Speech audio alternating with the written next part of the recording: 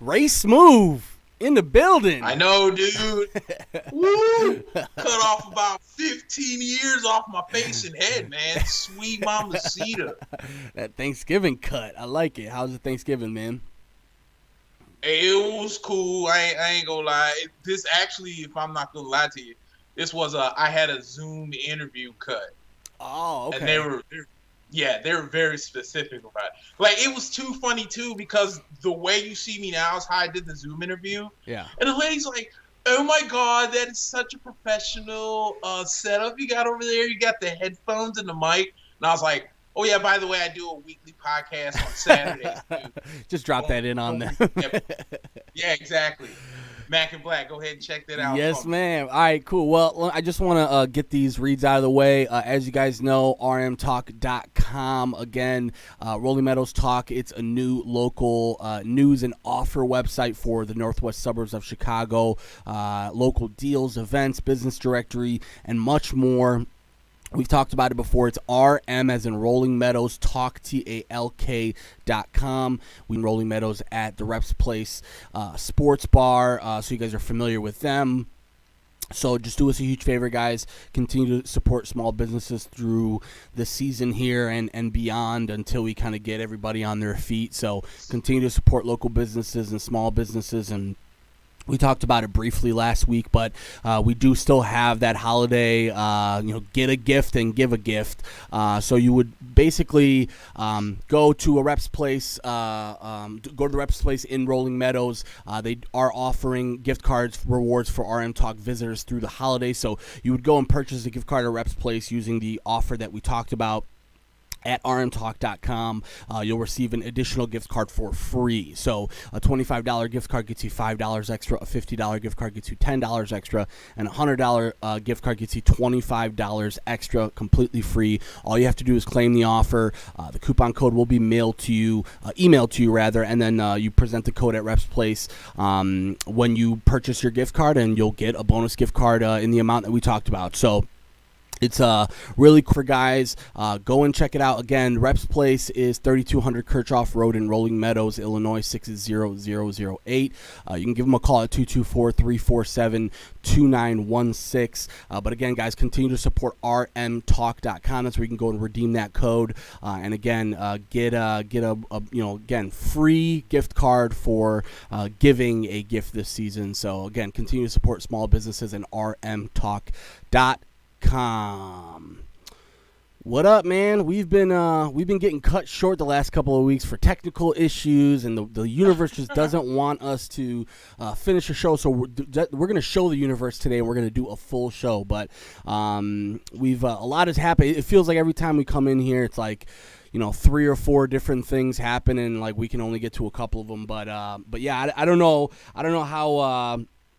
how into the UFC we're going to get into, but I just want to get it out of the way that the UFC card that was supposed to be Derek Lewis versus Curtis Blades has been canceled. I think Blades had an undisclosed injury. I don't think it was a coronavirus related thing.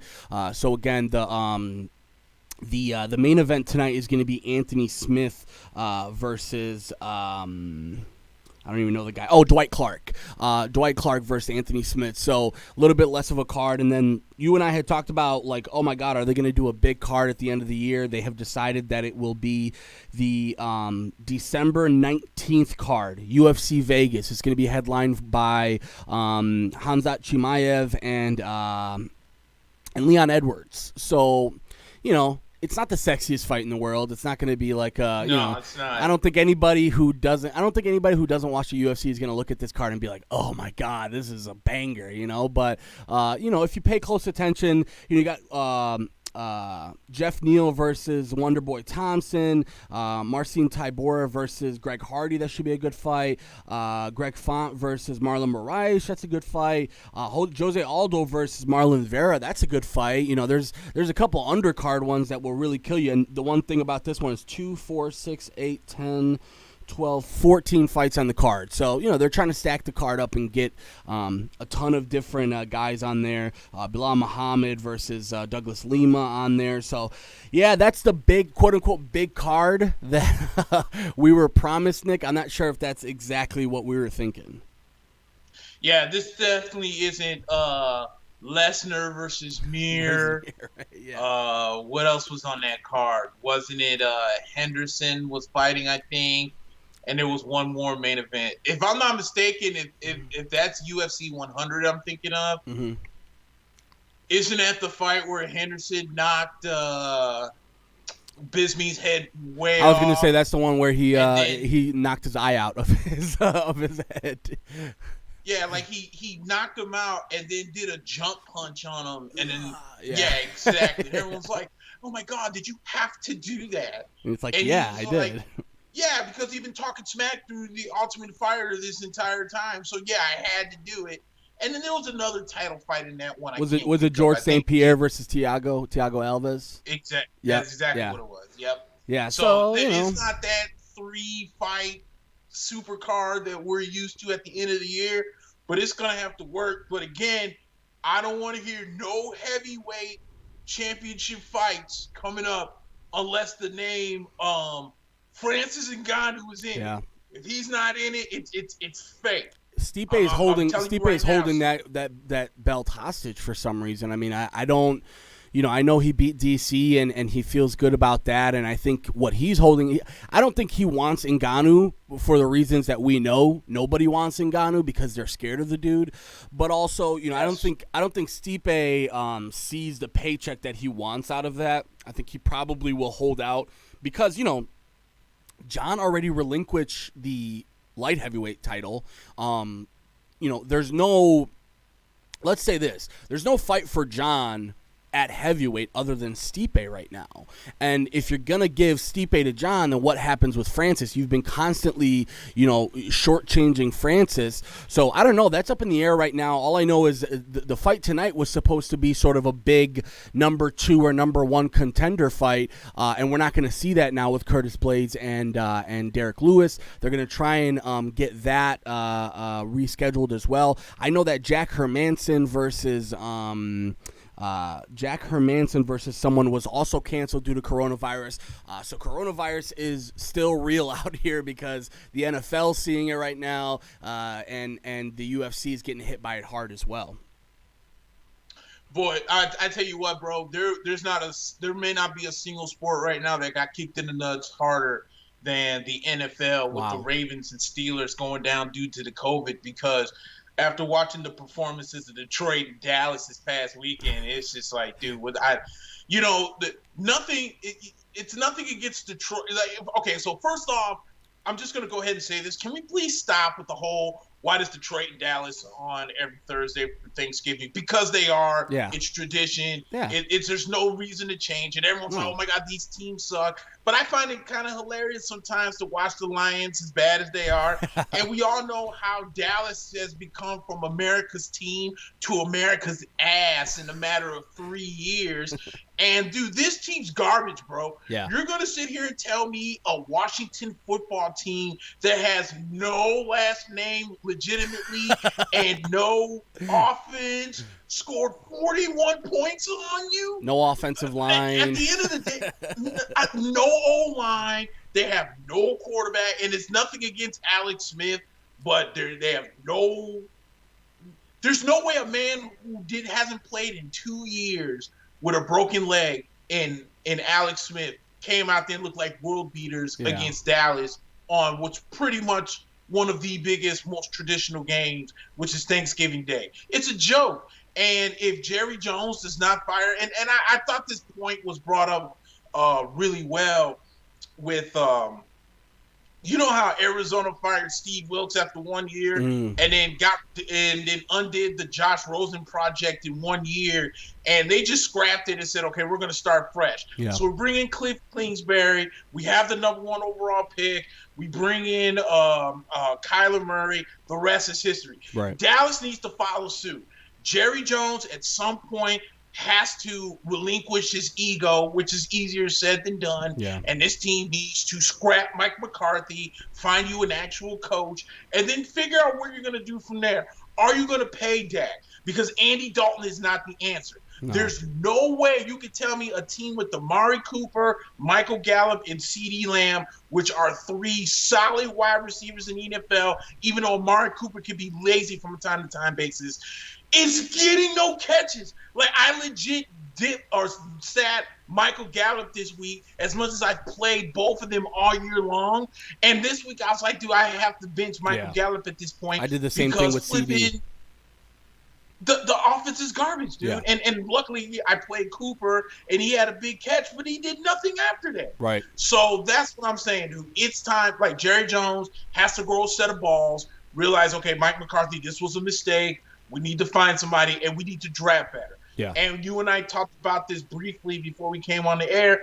After the Lions looked like complete ass themselves, they finally, a year and a half later, fired Matt Patricia and their GM Bob Quinn. And looking at some of the comments from Detroit fans, I think they're absolutely right. How many years was Detroit going to draft another tight end and another in the first round? Yeah. In the first round, exactly. Yeah. No, okay, we got T.J. Hockenson, but then here's this kid in Florida. I can't think of his name off the top of my head, who's like one of the best tight ends in the game. Maybe we should get him in the first round. Never mind the fact that you might need another running back or playmaker wide receiver, offensive line, or maybe some offensive line help, or maybe some defensive line help. But let's get another corner because our secondary is still struggling, and draft another tight end in the first round. Yeah. Good riddance. But both of these teams, and I want to say this about the Cowboys first. Remember how Jerry Jones was trying to sell everyone like the last 2 years? We're 1 piece away. We're 2 pieces away. We're right there. We just need that one guy, or we need that one bounce of the ball. And that couldn't be any more garbage right now because, by my calculations, you need 3 new defensive linemen, you need 2 new cornerbacks, you need probably 2 new safeties, at least 1 more linebacker, probably 2 because Jalen Smith has not looked like Jalen Smith himself. No. So, when you look at it, and the Lions are in the same position too, it's like the Lions defense, they have these patchwork free agents that they've brought in and spent a lot of money on, by the way, to come in and do some things to help change the tide. And it's always the same story with them. And when is it time for them to say, maybe we should draft somebody in the 2nd or 3rd round that can sit behind Matt Stafford this year? Because every single year we talk about Matt Stafford, another year. Tony Romo was slobbing on his knob like corn on the cob on Thanksgiving and like, this guy is one of the best quarterbacks of all time, but he's never gotten it. I'm done with that. I'm done with this idea that Matt Stafford is somehow one of the best quarterbacks in the league, but oh man, he's had a tough run. No, he hasn't, dude. The guy had Calvin Johnson for almost 10 years. The guy had, he's had weapons around him. They had an offensive line 2 or 3 years ago. They've had, even though I know they don't have a lot of 1,000-yard rushers, but they've had running backs to help him. I'm done with this notion that, all right, Matt Stafford, give him another year and all he needs is no, dude, find something else and maybe find a plan B because Detroit, man, that's a team that, again, they've committed a lot of money on the defensive side of the ball. Who knows how long it's going to take to fix that? Yeah, and you know what, I agree with you 100%. Jerry Jones actually wasn't wrong. They were like maybe legit 1 piece away. Because remember, you had Greg Hardy, who's in the UFC now because he couldn't stay out of trouble. Yeah. And then you had Randy Gregory, who couldn't stop smoking weed. And now you only have and David Marcus Irving, Lawrence same on thing. the line. Yeah. Right. Yeah. And then think about it. You had Gerald McCoy, who signed on to Dallas this year, and he tears his ACL on a freak drill during camp, Yeah. so he's gone. Then let's go ahead and let's move it on up. Let's look at the linebackers. You're right. Jalen Smith has kind of had an up and down year. Leighton Vander Esch can't stay healthy. Sean Lee, we been know can't stay healthy. Yeah. Then Dallas, then Jerry Jones thought it was smart to let Byron Jones go. He goes to Miami. Earl Thomas is just sitting there because they need safeties. They decide not to go with Earl Thomas as safety. And look how bad their defense is. And then offensively, I think the biggest problem offensively is just the O-line has not been healthy. Lyle Collins has been down. Zach Martin has been down. Zeke hasn't really been getting the ball. And in essence, I hate to be the guy that, tends to compare anything like that, but it was almost the same downgrade that they did against, something that was going against Jameis when he was in Tampa. The defense sometimes it was Jameis's turnovers were so bad that they'd be down 14-0, and now you have no choice but to continue to throw the ball in order to get back. And Dallas is in that spot where they're down 21-0 in the blink of an eye, and now it's okay. We can't feed Zeke. We got to get back into it. So now you're trying to find this fountain of youth in Andy Dalton. You're trying to make Dak Prescott. This stuff just didn't work. Yeah. I think I broke a little bit there. No, you're good. But even it's funny you mentioned that because you're starting to see more and more this brand of NFL football that is really, really good when you're ahead. Like Baltimore, for example. When they have the lead, they're really good. Like when they're up 7-0 and they can run the ball and do weird things with Lamar and just run what they need to run, they're really good. But when they're down 7, they look like a college football team because they just don't have the sort of mentality to be able to break out of that. And Detroit's in that mold too. It's and even the Cowboys with Dak, we saw it earlier this year. The defense couldn't stop anybody, and all of a sudden Dak kind of looks human. And Amari looks human, and Zeke looks human. And, yeah, they were putting up tons of points, but they weren't able to stop people. And also, I do want to mention, like, you gave that money to Zeke before you gave money to Dak. And now Zeke is has a fumbling problem, has an attitude problem, isn't really he's not a guy that can break through with no offensive line, right? There's very little running backs in the league that can run behind an offensive line as patchworked as this one. So they've got a lot of, and I'm same thing with Detroit. I'm sure Detroit looked at the drawing board and was like, this is how many things we need to do in the offseason to be able to even field a competitive team next year. Get rid of Bob Quinn. Get rid of Matt Patricia. Let's do this with somebody new. And it's similar to let's think about Carolina, right? They bring in a Matt Rule after, Ron Rivera is pretty, he takes them to the Super Bowl, but pretty mediocre other than that one huge year with Cam. And they blow everything up and they bring in Matt Rule. And, yeah, they're not a world-beating team yet, but they've shown so many signs of a competent football team and that they're going to be competitive every week. And I think that's what Detroit needs now. They tried to shoot the home or hit the home run with Matt Patricia, and it's looking more and more like we need to stop crowning these Belichick assistants. Yeah, seriously, I think the only Belichick assistant right now that's actually worth a damn right now is what's his name in Miami, Brian Flores. Yeah. You know what I'm saying? He's the only one doing that, and think about all the hell he took. Yeah.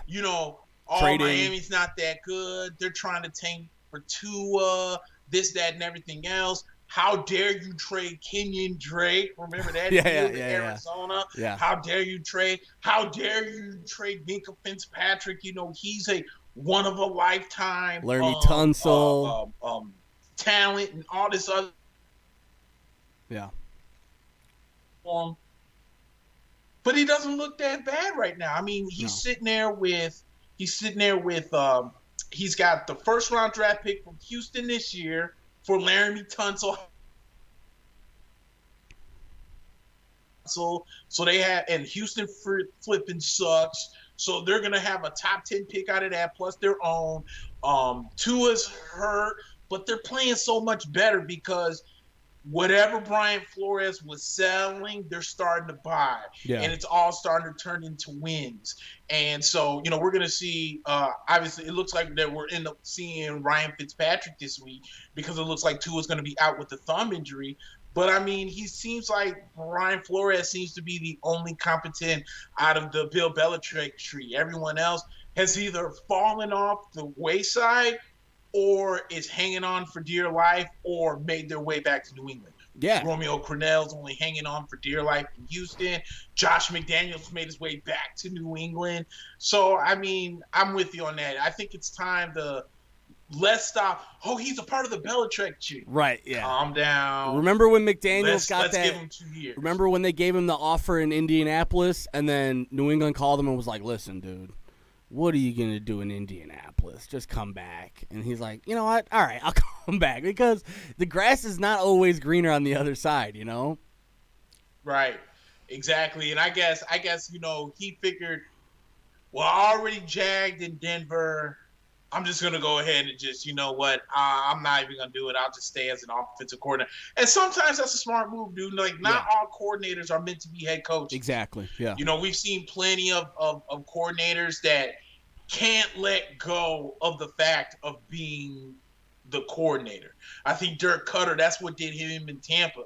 Instead of just letting Todd Monken be the offensive coordinator, if Todd was doing things that Dirk didn't like, even though Tampa Bay was putting up points, now all of a sudden Dirk's got to call plays. No, dude, we hired you to be the head coach. You have a more than competent offensive coordinator. Let him call the game. Yeah. And I would stop trying to be bold. I would say the same thing about Vic Fangio, but honestly, I mean, Vic has sort of proven me wrong over the last couple of weeks because remember last year he had that game against the Bears where he didn't call the timeouts he was supposed to and the Bears end up winning on a last second field goal. He's had a couple of those, but the last couple of weeks I think he's proven like maybe he deserves a little bit of that. But I agree, man. There's so many. Like, I'll be honest with you, Matt Nagy's a coordinator. He is 100% a coordinator because the way that he coaches is so player friendly. And again, everybody loves that, right? Like, players love playing for guys who are like, you know what, take the day off tomorrow, or you know what, instead of studying film till 10, you know, get home at 7 and get some rest. That's all fine and dandy for players. But when you're not winning, when your team looks like shit, when your team is losing against the Lions, who by the way lost to the Texans in like a monumental manner like that, and the Texans are no good either, it just makes it seem like, yeah, we really, really flubbed this one because at the end of the day, sometimes when you give the keys to a coordinator, like even the guy in Kansas City that I've been talking about, Eric Bieniemy, I really like him. But now that I see what Matt Nagy has done, and Matt Nagy was in that same position 3 years ago, is this really somebody that I really, really am going to go all out for? Like, I know Detroit's probably not going to look at it quite yet, but maybe Detroit will look at him. I know there's a couple other teams who are going to be looking for coaches, and hopefully the Cowboys soon, because one thing I want to mention before we get off the Cowboys, the play calling is so bad without Dak. It's like it's almost as if it's like a Madden. It's like you know, like Madden's pick. You know, like, you know, when you're playing Madden, you're like, I don't want to look through the playbook right now. I'm just gonna click square and let Madden sort of show me 3 plays. That's what I imagine when I imagine, Mike McCarthy or whoever. I think it's still that one dude, Kelly, whatever his name is. We were talking Kellen Moore. Kellen Moore.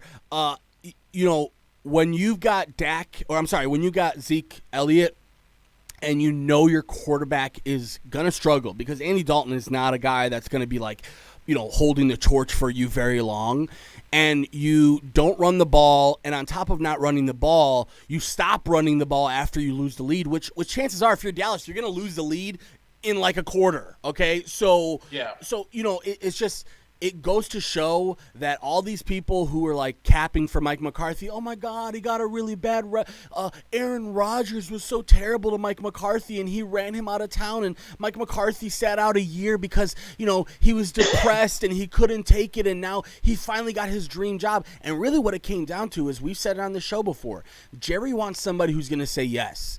Jerry wants somebody who's going to look at him in the eyes, know that he's fucking up, and still go, all right, Jerry, it's your team. Go ahead and do it, buddy. And Mike McCarthy's exactly that to me. Yeah. And, you know, we mentioned last week on how impactful it can be with certain coaches are in the war room with the GM, because eventually the GM is the one that negotiates the deal, but it's the coach that has to coach the guy. Right. You know, and if we can go back in the way back machine, I mean, think about it. In my personal opinion, had the stars aligned like they were supposed to, and had Matt Leinart not gone to Tennessee instead of Vince Young, and had Vince Young not gone to Arizona other than Matt Leinart, I think both of them would have had better careers. I think the owner wanted Vince Young, but Jeff Fisher and Norm Chow wanted Matt Leinart, because obviously Norm Chow was Matt Leinart's OC in USC. Yeah. But that didn't happen. And then we saw what happened with Vince Young. And, you know, he went from being rookie of the year to Jeff Fisher calling the police because he left his cell phone at home and they thought he was suicidal and all kinds of craziness. Yeah. But it goes to show that when the coach and the GM are on the same page, and they get the guy that they know is coachable and that fits, then you see the results. Like, look at Tampa the last couple of years. Look at the Saints over the last handful of years. Look at the Chiefs over the last handful of years. I mean, think about it. The Chiefs wanted a running back, and they just sat there at 32 and ended up getting Clyde Edwards-Helaire, and that's really been working out. You know, it's been working out so well that I usually have not heard what's his name even being mentioned. Le'Veon Bell. Yeah. I damn near forget Le'Veon Bell's even in Kansas City. That's how better Edwards-Helaire has played, kind of putting him on notice, like, hey, you might be a rookie, but you're gonna start losing some of these snaps if we don't get production. And I think last week he had a couple of touchdowns against the Raiders. So, I mean, that stuff's important. So that's why, like, everyone's like, oh, you got to fire Ryan Pace. But if you're going to fire Ryan Pace, you might as well fire Matt Nagy at the same point, because they both in the same war room saying this is our guy. Yeah, and if you're going to penalize Ryan Pace for Mitch Trubisky, you got to penalize Matt Nagy too. Yep, exactly. And good news coming out of I'm actually anxious for this one, because I don't think Mitchell Trubisky is as bad as a quarterback as everyone points him out to be. I really don't. It's one of those, again, and I'm kind of all over the place because, you know, it's been a couple weeks since we've really done the show and I got all this stuff built up. Yeah. My problem has always been that I hate when you draft a quarterback and then all of a sudden this guy's supposed to be the second coming of Tom Brady and Patrick Mahomes and Deshaun Watson and all these other guys. And as if, like, you can't find a veteran to come in and get this kid some. I mean, hell, Aaron Rodgers sat behind Brett Favre. Patrick Mahomes sat behind Alex Smith.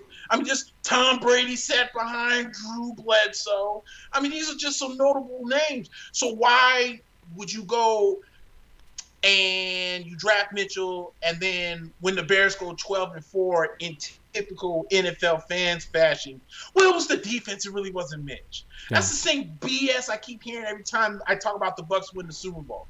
Like, oh, Brad Johnson was just lucky on that team. It was the defense. Nah, Brad Johnson still had to throw the ball and make plays. Yeah. You know, it's not like Warren Sapp was just coming out. It's like, hey, Brad, I'll take over for this one. Throwing bombs. No. You know what I'm saying? You got to give Mitch some credit where credit is due. People like to say game manager as like an insult, right? Like, this person's just a game manager. And at the end of the day, dude, if you win a Super Bowl with it, I'll take a game manager every single year if you're going to give me a Super Bowl out of it, you know? Right. Oh, Todd, who's a huge Kansas City Chiefs fan, says that Le'Veon Bell has been extremely humble, highly about him. Big Ben ruined the league when it comes to quarterbacks sitting and learning from the vet. I mean, I guess. But you have to remember that Pittsburgh team was stacked. Like, remember, they had the Tommy Maddox and everything like that, but they were still one of the most dominant defenses. They had really good offensive line and constantly had good position players. So you're right in a way that, like, Ben coming in, and even like Joe Flacco to a certain extent, like, yeah, say what you want about Joe Flacco now, but when he came into the league and sort of showed that, okay, you don't really need somebody who's going to go out and make NFL throws every single down. You just need somebody who's going to be able to gain you the yardage that you need. And to go back to Mitch, the thing that really bothers me is that the problem with Mitch was that he missed a lot of NFL throws. And we saw that constantly over his tenure as the Bears quarterback. He just missed so many throws that it was very hard to defend him. But the idea from the Bears fans was that, oh, well, let's just bring in another quarterback. They'll make those NFL throws and we'll be better. And you're seeing it right now. Nick Foles can't make a lot of those throws that Mitch couldn't make. And in fact, Nick doesn't really offer you much more in other facets of his game, right? Like, it's not like he's a, like, pinpoint accurate quarterback himself. He's a guy who maybe out of the 10 throws that Mitch misses, he probably makes like 3 out of those 10. So the improvement isn't really that high. And also, we've talked about it on the show before too.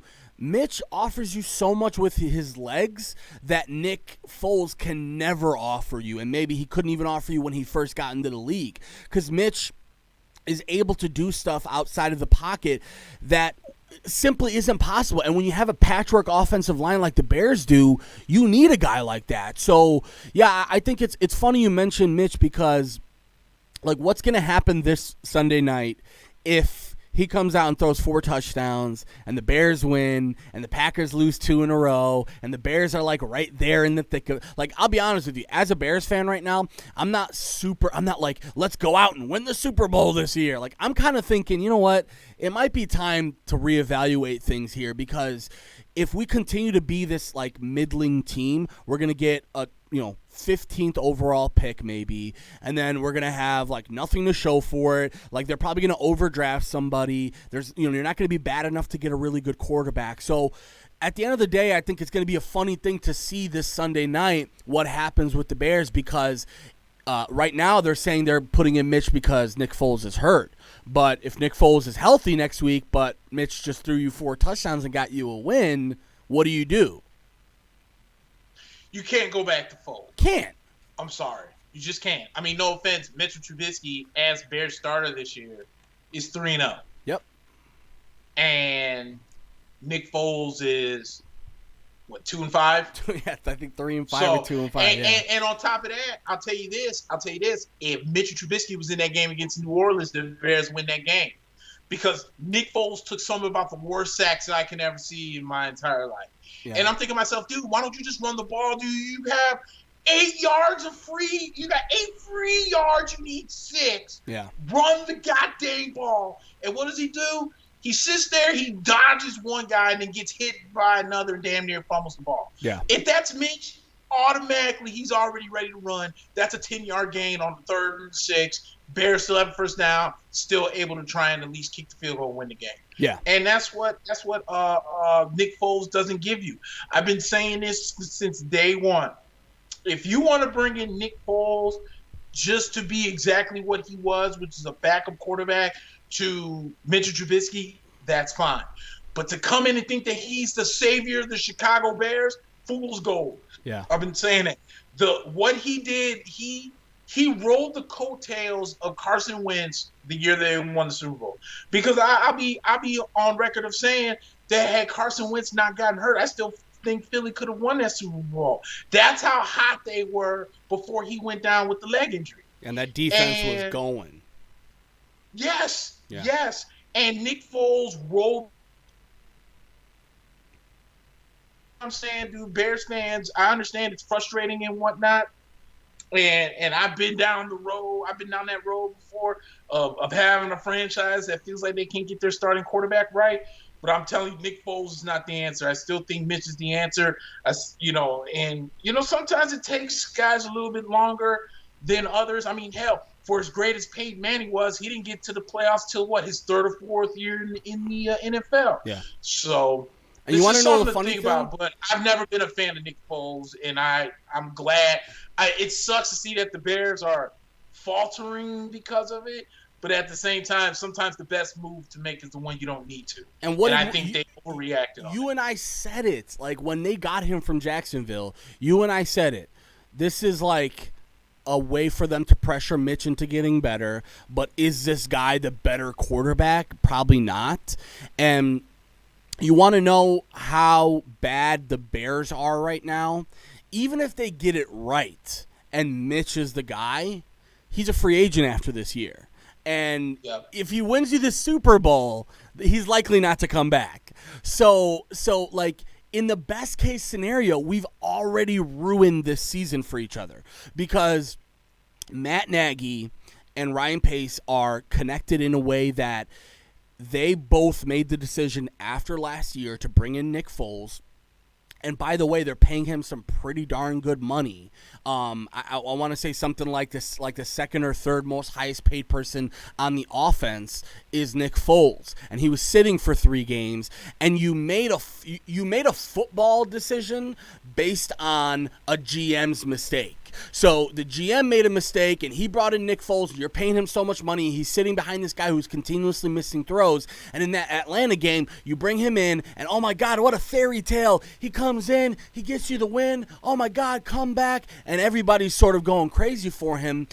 And man, has the league humbled the Bears and humbled Nick Foles over the last couple of weeks, because you can clearly see that Matt Nagy's in over his head. This offensive line is not what it should be because, yeah, we have injuries, but I'm sick and tired of Bears fans going, it's injuries. Everybody is injured right now. Every team in the league has injuries. Every team in the league has problems. And somehow the Steelers have injuries, but they're 10-0. Somehow Kansas City Chiefs have injuries, but they're still one of the best teams in the league. So I'm not buying this idea that, Nick Foles or Mitch Trubisky make or break this team. No, quite frankly, I don't believe that, dude. The defense has been really soft over the last 3 or 4 weeks. Like, I'm sorry to say, we've got one of the best groups of guys in the league, but yet we continuously play soft coverage, aren't able to turn over the ball unless the other team makes a terrible mistake. We aren't able to, even like, you look at the examples that we've given over the last couple of weeks of some of the play calling that Chuck Pagano has done. We're like, I look at the Bucs against the Rams, right? And you and I talked about how, what do the Rams do? Play action to one side, bootleg to the other, and the person who's in motion coming this way is going to get the ball. The Bears, they gave up 5 or 6 of those plays before they realized what happened. The Bucs gave up 1 of those plays until they realized, you know what? Todd Bowles clearly saw it. Oh my God, they're doing what they want to do against us. And even if it means we're not going to get pressure from that side, we have to have somebody containing and basically accounting for that person coming across the line of scrimmage. What did the Rams do after that? They're not really, I know they won the game, but it wasn't for that reason, right? It was because their defense stepped up and did a good job. So like, to me, you're seeing these continuous examples of bad leadership, bad decision making, bad play calling, and yet Bears fans still are obsessed about Mitch Trubisky, right? It's over. He already went 2nd overall. We already traded up for him. We already committed this to him. And again, you didn't pick up his 5th-year option, so he's not coming back this year. So like, even in a fairy tale land in everybody's dream where we come back and Mitch wins 7 straight and we go and we're the best team in the league and we go to the Super Bowl, you're still looking at a guy who's probably not going to come back next year. And even if he does come back next year, it's probably going to come back at a backup capacity if you're thinking about it. So it's really a lose-lose for the Bears here, and there's no real easy way to say this as a Bears fan. I'm not hoping that they lose, but I'm never gonna say I want us to be, oh man, I really wish we were 8-8, or I really wish we were maybe we can get to 9-7 and squeak in. And this year it's not happening, by the way. This year, maybe we get an extra team. Maybe, I know that the NFL has sort of looked at some of the coronavirus stuff and said maybe we'll have a plan for the playoffs if we have this happen in the playoffs, but I just don't see in the NFC, with the way the NFC West is playing, the Bucs and the Saints in the NFC South. It's going to be, and obviously the Packers as well in the division. You still have 2 games against the Packers that you have to win, and you could win and take the division, but I just don't see this team going much farther than they are right now. Yeah, no, I understand, and you're pretty much right about what happened in that Bucs-Rams game, but dude, I've never seen a fan base that's so divided over a quarterback than Tampa Bay, because you have those that either you love Jameis or you hated Jameis. Mm. There's really no in between when it comes to it. See, because I went to go pick up my girlfriend's daughter from the airport, and it's just so frustrating. It's one thing to lose. Mm. It's another thing to lose where I think Chris said it best in the comment where he said the understanding of football isn't for everyone. Yeah, that's a good And point. I'm starting to think that amongst my Buc fan base, understand Tampa is in a position. Hey, But I feel like that there's can you redo that thought because you were breaking up a little bit? Oh, my fault. No, you good. What I was saying is the Bucks are kind of in a position in where I think Bruce Arians is starting to have buyer's remorse with Tom Brady. Yeah. And the only fault of that, believe it or not, is Bruce Arians. Unless he's never been in his own system before, should know that quarterbacks usually do better in the second year of his system than they do in the first year of his system. Yeah. Okay? So amidst everything, this is where I just love having this conversation when it comes to Bucs fans, because some of us get it and some of us don't. Yeah. But if you look in 2016 was the last time the Buccaneers had a 500 record under Jameis Winston. But what we forever forget about that year was the fact that Doug Martin rushed for the second most yards in that year behind Adrian Peterson. Bowling ball. One of the few reasons why Jameis Winston didn't have as many interceptions or turnovers, because you were freely running the football. So you didn't need him to throw the ball 50 times. So let's fast forward to last year in the most up and down Dr. Jekyll, Mr. Hyde season for Tampa Bay and Jameis Winston. Jameis throws for 5,000 yards. Wonderful. Jameis throws for 30 touchdowns. Wonderful. However, he threw 30 interceptions. But even Carson Palmer came out and said, yeah, in that first year, it's kind of tough because for us as quarterbacks, we're so taught to dink and dunk sometimes to set up the deep pass. You just have to throw the deep pass and hope you can find somebody. Yeah. And he said even when I had Anquan Bolden and when I had Larry Legend, Fitzgerald, even I struggled. But we didn't start making the playoffs after our second year. Yeah. So instead of bringing Jameis back and maybe giving him one more year to try and understand the system with some of these new pieces, with like a Ronald Jones, with like a Leonard Fournette, and some of these other guys in there, you ended up getting rid of them, and you bring in a quote-unquote new quarterback to a new system, and a system that's not going to get better until the second year. Right. Yeah. It's you unfair. What I'm saying? And now there seems to be this rift because Tampa Bay catered everything to Tom Brady, but the production isn't there. Well, that's because you guys went away from a lot of the stuff that we were doing.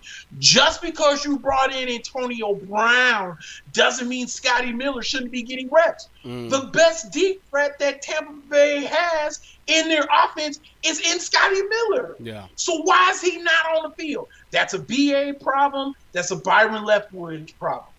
That's your coaching staff. Your coaching staff should know better. Yeah. Yes, okay, it's cool we have Antonio Brown in. But Antonio Brown coming in should have given a little bit less stress to Mike Evans, less stress to Chris Godwin, less stress to Gronk, less stress to Scotty Miller. Now you have to respect that. And for some reason, Tampa Bay's not doing it. So let's go to last week's game. What was the biggest take out of last week's game? Tom Brady threw 3 interceptions. Horrible interceptions at that. He should have had 4. If we're gonna use the same smoke against Jameis, and just do the same smoke against Tom that we do against Jameis, he should have had 4. Yep. Because in that first quarter, when he tried throwing that one pass to Mike Evans and it bounced off a dude's hands, that was a clear. A high schooler could have made that interception. Yep. That's how bad that pass was. You get what I'm saying? Yeah. So what was the biggest takeaway? Well, how is it that Jameis against the Rams in LA nonetheless dropped the 55 spot I remember and won the game? that was ugly too. They killed the Rams in that game. They killed the Rams in that defense with the same Aaron Donald that's on there right now. Yeah. They put a 55 spot on them last year, and we couldn't even win with the greatest of all time in Tom Brady. Tampa's got a lot of work to do, man, because we play the Chiefs this week before we go into the bye. But, you know, it just seems like our fan base right now is crying the blues because many of our fan base is so worried about what Jameis Winston's doing in New Orleans that we're not worried about ourselves. Yeah. When do we start worrying about ourselves? I saw more status about Jameis than I saw us playing the Rams. Yeah. And subsequently, now the fan base is split in two because some are arguing we never should have signed Tom Brady in the first place. Yeah. Others are arguing that we're 7-4 right now. Yes, our record right now is much better than it was last year. But if you look at 3 of our last 4 games, our quarterback has not looked great. Yeah. And if we're going to make any type of run to the playoffs, to get into the playoffs and try to make it to the Super Bowl, Tom Brady's got to play much better.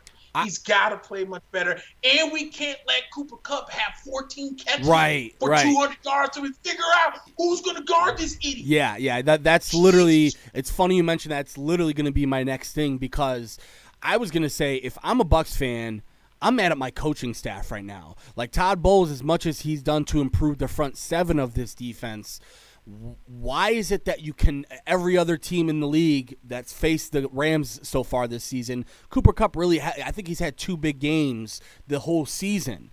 And when he faces the Bucs, you mentioned it. Some of those catches, there wasn't a Buck within 5 to 7 yards of him, and he was just gone. So, and also the thing that really bothers me about the Bucs, you've got 4 good running backs and a good offensive line, at least on the right side, that can mash on the running game. Why is it that when Ronald Jones gets two yards on first down, then it's 3 passes after that? Exactly. You cannot expect a defense to soften, especially given you know what Tom Brady is by now. As a defense, you've got 17 years of tape on the guy, right? So there's no secret about who you're facing and what his strengths are. And when a defense is able to, first of all, pin their ears back, Donovan Smith is clearly not, the guy that you want protecting the blind side of Tom Brady. But then on top of that, correct me if I'm wrong, Ali Marpet was out as well, and that forced Ryan Jensen to move out of the center spot. And you had, A.Q. Shipley did a pretty good job, but at the same time, you can't consistently give up pressure on this, especially coming from the edges with Tom Brady, because his step-up game is not as good as it used to be, man. Like, this is a guy who used to be able to step up in the pocket, dilly-dally around for 2 seconds and find his receiver, and he's not able to do that anymore. And when the defense gets that 2-yard stop on Ronald Jones on first down, it's almost as if they know, all right, here comes 2 passes on second and third down, because clearly this team doesn't believe enough to get 4 yards on second down to put themselves in third and manageable, and that really kills you as an offense. Exactly, dude. I'm with you 100%. And then what was the point of us signing Leonard Fournette if we weren't going to do that either? Tom Brady's best Super Bowl years is when they have a formidable run game. Mm-hmm. The days of Corey Dillon and Lawrence Maroney when they were up there. All they had to do was just run the ball. Like, one would run for over 1,000, one would come close to 1,000, and you had to respect the run game so much that it opened it up for Tom Brady. And that's where Tampa Bay gets away from. And what drives me insane is why we have 2 running backs that can't catch simple passes out the back. Yeah, that's the thing I was going to mention. Rojo and Leonard Fournette dropped at least 2 passes in that game on Monday night. It's ridiculous. Like, you're almost to a point where you have to bring in Shady, who's obviously not the same Shady McCoy that we're used to, because he might be the best pass catcher, and we haven't even seen Keyshawn Vaughn, who we drafted in the 3rd round, who actually in the first 2 or 3 games of the season was excellent catching passes out of the backfield. Yeah. That's the whole purpose that you got him. Yeah, and also keep in mind, when was Tom Brady at his best? When James White emerged and he had this guy that was a safety valve, right? And then I think what happened with the Bucs is this, right? You went out and signed Shady McCoy, and you go, wow, oh my God, Keyshawn Vaughn and Shady as the pass catcher, and then you got Rojo, who everyone knew was taking steps forward to be the starter. And I think the Buccaneers fell too much in love with the fact that, ooh, Antonio Brown, ooh, Leonard Fournette, maybe we can improve this roster. And in reality, like, Leonard Fournette is not a 3rd down running back. He's not a guy that's going to be, running towards the sideline and make a tough catch to gain you 8 yards. You need those guys with Tom Brady. And also, I will say this. I know O.J. Howard, I know Cameron Brate has had a pretty decent string of games and has been pretty reliable for Tom. But also, Gronk, it seems like he's boom or bust. It seems like you're getting everything out of him or nothing out of him, and there's no safety valve in that. What did people make fun of Tom Brady about more than anything in his stint in New England? That like 90% of his passes were like under 9 yards or something like that, and he was so efficient that his numbers looked amazing, but really all he was doing is throwing the ball and letting his receivers do the rest, and it's becoming tougher. And by the way, like, the Antonio Brown thing is working out well, but what exactly has this team gained that they didn't have 4 weeks ago without Antonio Brown? I'm not sure. Exactly. I can tell you what they lost. They lost their deep threat, unfortunately, in Scotty Miller because he's never on the field. Right. Somehow Byron Leftwich has got to get him on the field. Yeah. All right, let's I just want to preview a little bit about the Thursday games. Go ahead. And another thing too they have to do, Tyler Johnson has to get back into the red zone plays because Tyler Johnson was starting to emerge as Tom Brady's 2nd favorite target in the red zone to Mike Evans. But now you got Godwin back that's healthy. You got Antonio Brown in the mix. You got Gronk that's 6'5". Now you don't see Tyler Johnson. You need to bring him back in there because he seems to keep getting forgotten because of all the star power that I just named. Yeah. You know what I'm saying? So somewhere, not Byron Leftwich. Bruce Arians says he's not going to take the play calling away from Byron, but he's going to have to get in his ear and say, hey, man, like, what's going on? Like, why are we so stagnant? Let's get back to running the ball. You got to do something. Yeah. You got to do something. Because, now, don't get me wrong, after we have the Chiefs, the Bucs are on the bye week, finally, and then it's Minnesota, Detroit, and Atlanta twice. That's how we finish out the season. So we know Minnesota is another Dr. Jekyll, Mr. Hyde, because they turn around and run for 200-plus yards against Green Bay, and then you crap the bed against Dallas at home the next week. Yeah. Detroit, we see, is in a transition phase. And Atlanta, even though they've played better under Raheem Morris, they're still beatable. And we saw what they did against the Saints this past weekend with Taysom Hill behind the court. They made Taysom Hill look like the second coming of Tebow in Florida. Yeah, that was nuts, Not so much Tebow in the NFL, but Tebow in Florida. We know how great Tebow was in Florida. Yeah. That's how Taysom Hill looked, which I almost found borderline embarrassing because basically Taysom Hill was really a gadget quarterback. Here's a guy that hasn't even thrown 20 passes in his career in the NFL. Yeah. And this man went out there and pretty much was like, hey, man, look, I'm really on a 1-year deal right now, but if you're looking for a QB, I got the legs and the arms to make it happen. Yeah. So, I don't know, man. Like, I can see the Bucs really finishing the season 11-5 because I think for whatever reason, the Bucs, well, not for whatever reason, it should make sense that the Bucs play better against teams that aren't as good as they are. But, man, they got to have that Green Bay Packer-like mentality against Kansas City this week because it's not going to be easy. Yeah, that was going to be my next point. And also, like, sports fans in general bother me. You know this. Like Bears fans bother me. Sports fans in general are just idiots most of the time. And when you have a fan base like the Bucs, right? where like you've had nothing, to show for some pretty decent seasons over the last 10 plus years.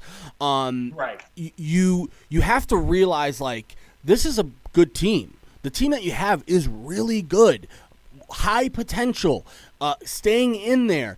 Yeah, you've lost some ugly games, but the team is there. Like, it's not like you're the Bears right now where you're like 5-5 and like, man, any better than this and we may ruin our chances for next year. You're still thinking about this year if you're a Bucs fan. So, sports fans, sometimes you need to tell them to shut up and sit down and take a breath, because if you're a Bucs fan and you're complaining about this, dude, you got another 7 games now to really figure things out, and at the end of the day, if you're a Bucs fan, you've got to understand that every game from here on out now is going to be sort of a measuring stick, right? You're not going to use the last couple of games as a measuring stick. No, this game against Kansas City is going to be huge. We'll talk about it in a second here, but it's going to be huge. If you could pull out a win against Kansas City here, go into the bye week with that type of bump, and be able to come out of the bye week with some very winnable games, as you mentioned,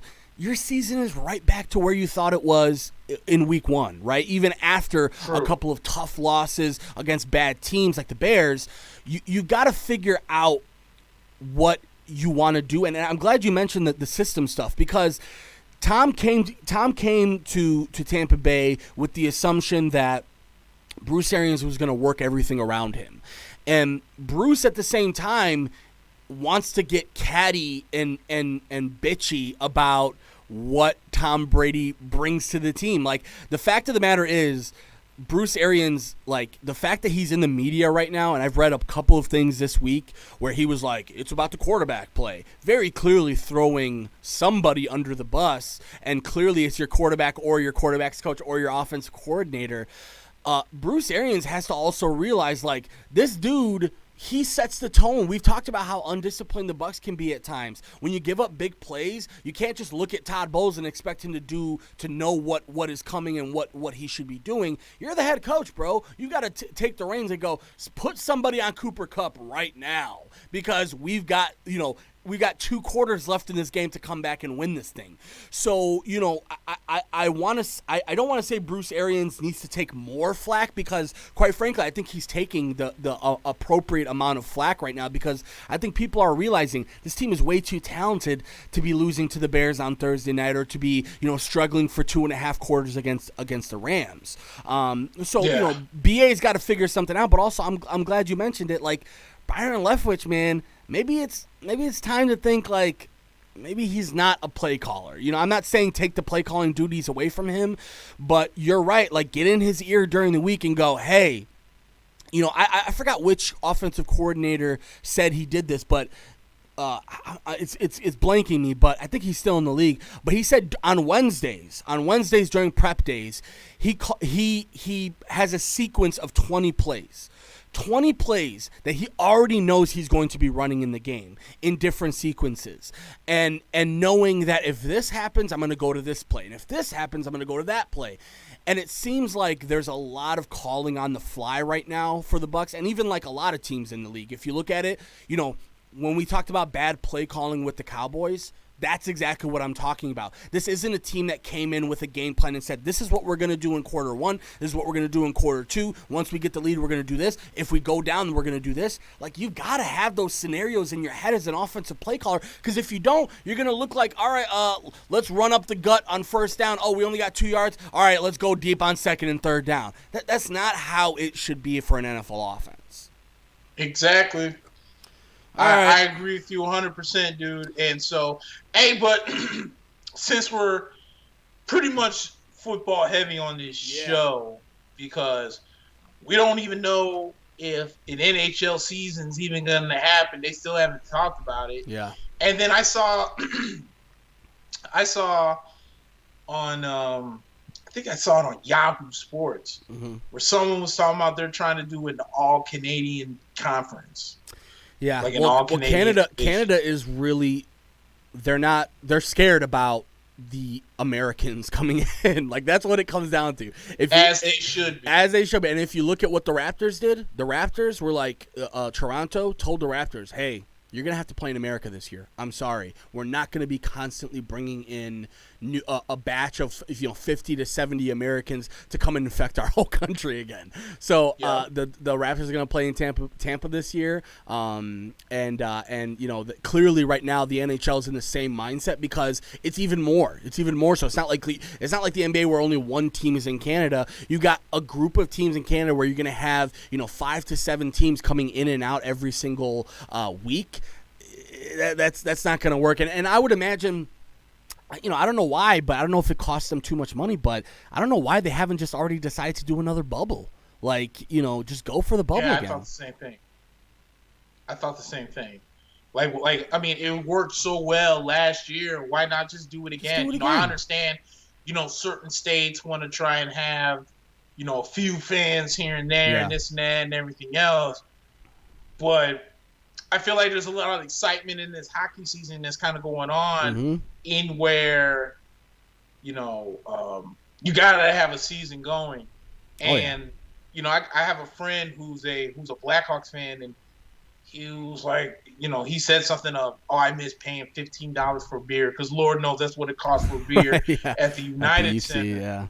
And I just made this offhand comment, and I was like, why? So the Blackhawks can take L's. And he was like, oh, you should worry about your own team. And it's those comments I know that certain people don't watch sports outside of their own squad. Yeah. So that lets me know that, how do I put this in the kindest way possible? If you're going to sit here and tell me that I should worry about the New York Rangers, all you have to do is just look back to when the Rangers went to the United Center before the season lockdown. Oh no! Igor looked pretty solid in King that game. Igor. We're going to start calling him King Igor. If I'm not mistaken, put up a 7 spot on the Put up a 7 spot on the Blackhawks in that game. So no, the Rangers have a future. We made some moves. A lot of teams made some moves. The only move that I think a lot of hockey writers still don't understand is why Joe Thornton left San Jose to go to Toronto, as if Toronto's on the cusp of a cup. I never understood the whole mindset of why everyone's so concerned about the Toronto Maple Leafs winning the cup. Like, I understand that they're, if I'm not mistaken, they're one of the original 6. Yeah, they're one of the original 6. But it's just like, but they for whatever reason, it's, man, Toronto. Like when Mike Babcock went to Toronto, man, we got one of the best coaches in the game. That's why he left Detroit, because Detroit wasn't going to go nowhere. And they went to the playoffs like 20 years in a row and blah, blah, blah. Right? Yeah. So then what do they do after that? They turn around. John Tavares leaves the Islanders. Yeah, man, I don't think I want to come back to the Islanders, man. There's no stability here, blah, blah, blah, this and that. He wasn't wrong. So where does he go? To the Toronto Maple Leafs. So the Maple Leafs have all this talent and can't figure it out, and Joe Thornton thinks that he's the missing piece?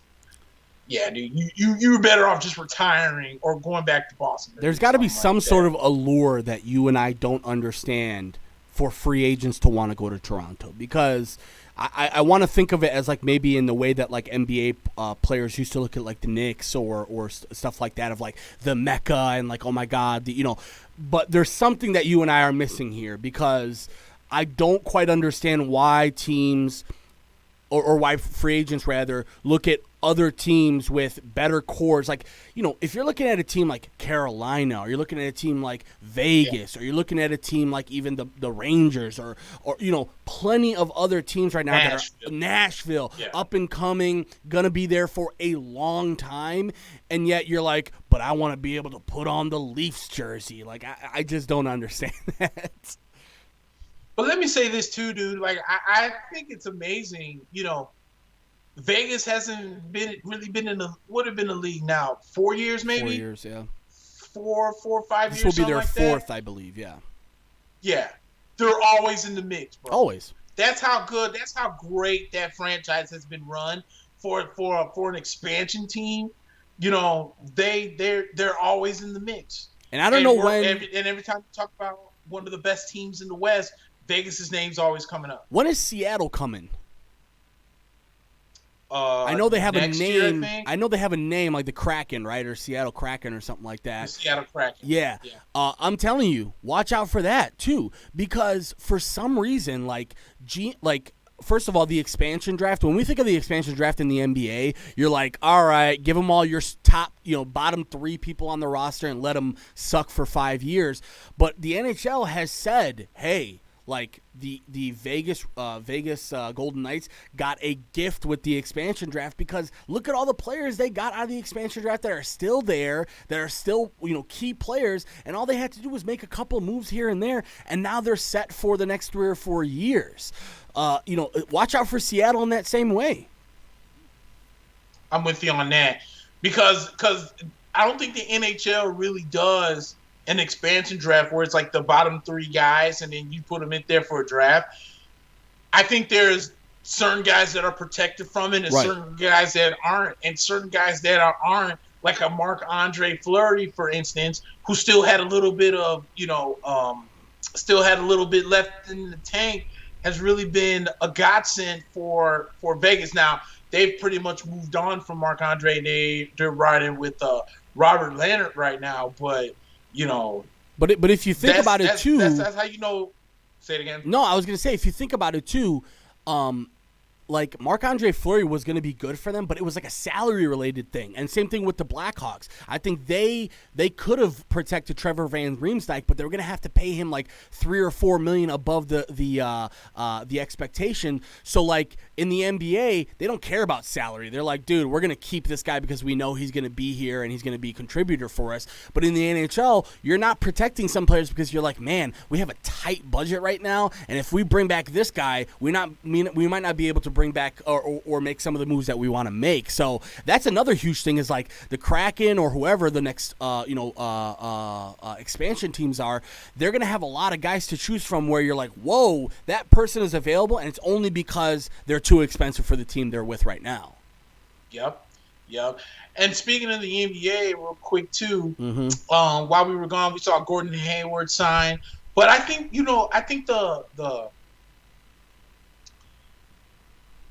the biggest takeaway that I got from the NBA was all the names that were talking about being traded, no one moved. Yeah.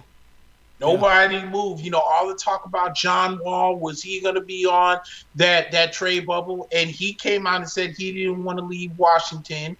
All the talks about Russell Westbrook and James Harden, both of those guys leaving Houston. And there has been like literally no heat behind any of those rumors anymore. The talk was the Knicks are going to do it.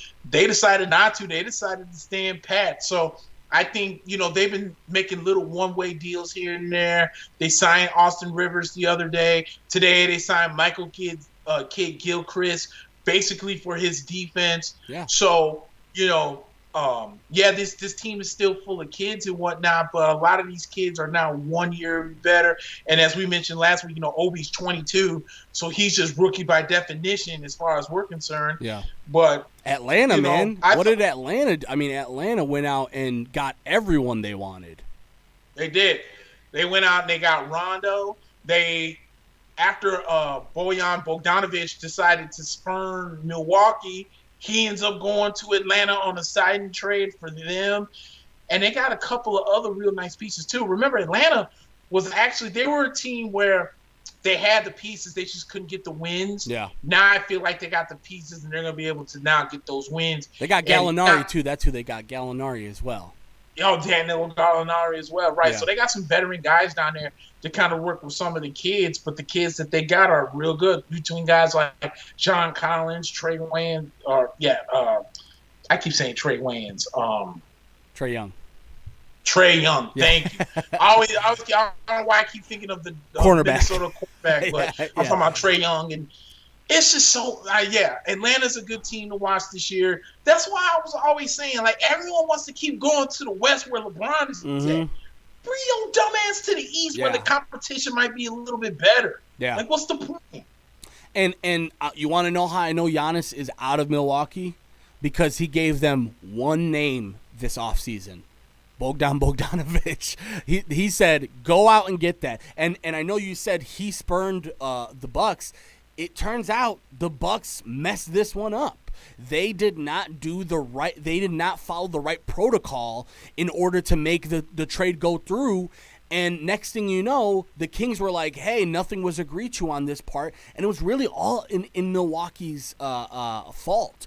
So Giannis to me, and also because you mentioned some of the people not getting traded, I think it was it was Woj. Woj was on the jump or something like that, and he said something about talking to a couple of different executives in the NBA who said if this was a regular offseason, everybody who was mentioned to be traded would have been traded. That Russ would have went, and even Harden and some of these guys. But they said that it was just and I don't blame them, dude, to have 3 weeks between the draft and when you have to get ready for the season.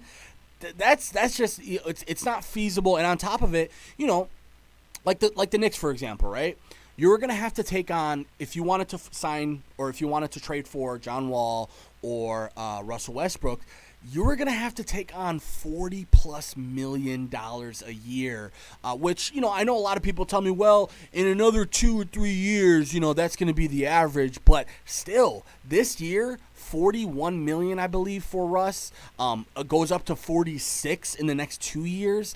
That's a tough bill to take on when, again, it's a shortened season. Not a lot of, people are still kind of going, anybody's in this thing. And I think that's why Atlanta went so hard, because they realized, okay, we get a couple of veterans in here to match with these young guys.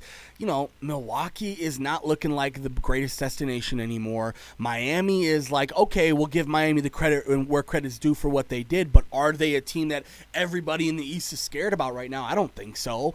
No. Even like terms of Boston and some of the other teams that are in the middling, or even Brooklyn, I'm not really scared of Brooklyn yet until I see Brooklyn on the court and handling things the way they're supposed to be handling things and winning ball games. I'm not going to be sitting here and be like, ooh, Brooklyn's coming. No, let's wait until things happen. I think the Hawks had that same mentality where it's like, dude, we could probably sneak in as a 3 seed this year or a 2 seed this year if we wanted to. So, I'm not surprised the Knicks and the Bulls didn't make big moves, because at the end of the day, both teams, if this was a regular offseason, I would say, okay, let's see what you can do.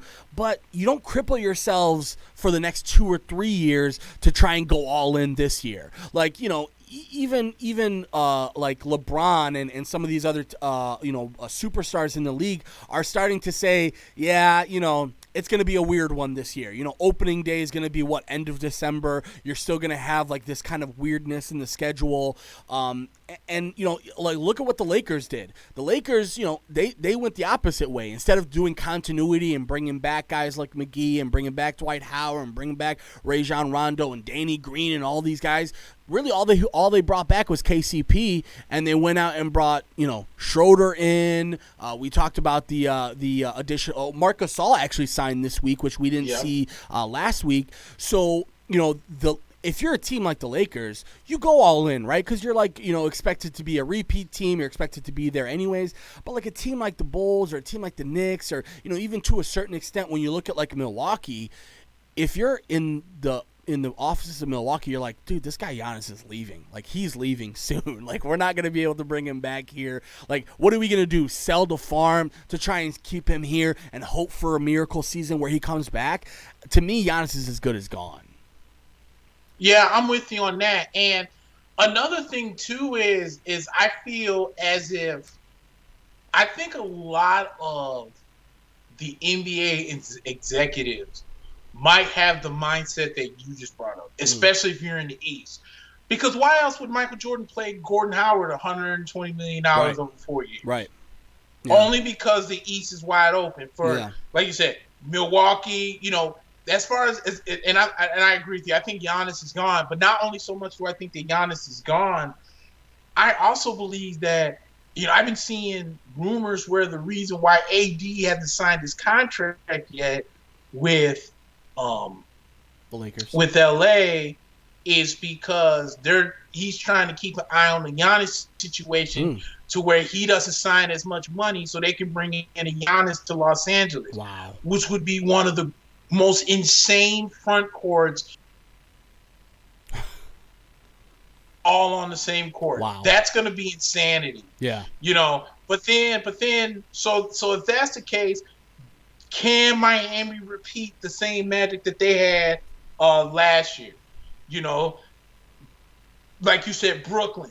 Everyone's crowning Brooklyn. All of a sudden, this uncrowned NBA champion. They haven't even stepped foot on the court yet. Yeah. And then you have Indiana in the mix, Atlanta in the mix. The Wizards, they're up and down. The Knicks are in the mix. The Bulls are in the mix. So the East, Toronto, is still a top 4 or 5 team who all they did was re-sign Fred VanVleet. So Orlando's getting better. Orlando is getting better. Yeah. And Orlando, not only are they getting better, but they're getting better because they went out and took a chance on Markelle Fultz. Mm-hmm. And they pretty much won all of that. Yeah. They gave him the time. Go ahead and heal your shoulder. Take all the time you need.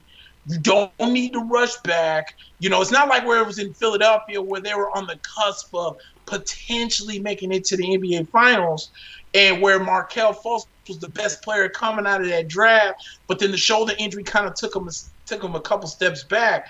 They told Markelle, take all the time you need, all the rehab you need. We'll be with you every step of the way. And for the last, maybe 10 or 15 games that he's playing, Markelle Fultz showed you why he was the number 1 pick in the draft. Yeah.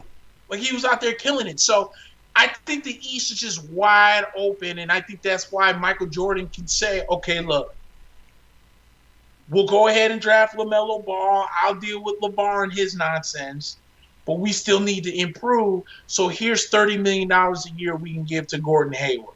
Because why? Because the East is that wide open where you feel like that you can still sneak your way into a 4 to 6 playoff spot in the East. That's what a healthy Gordon Hayward can potentially do.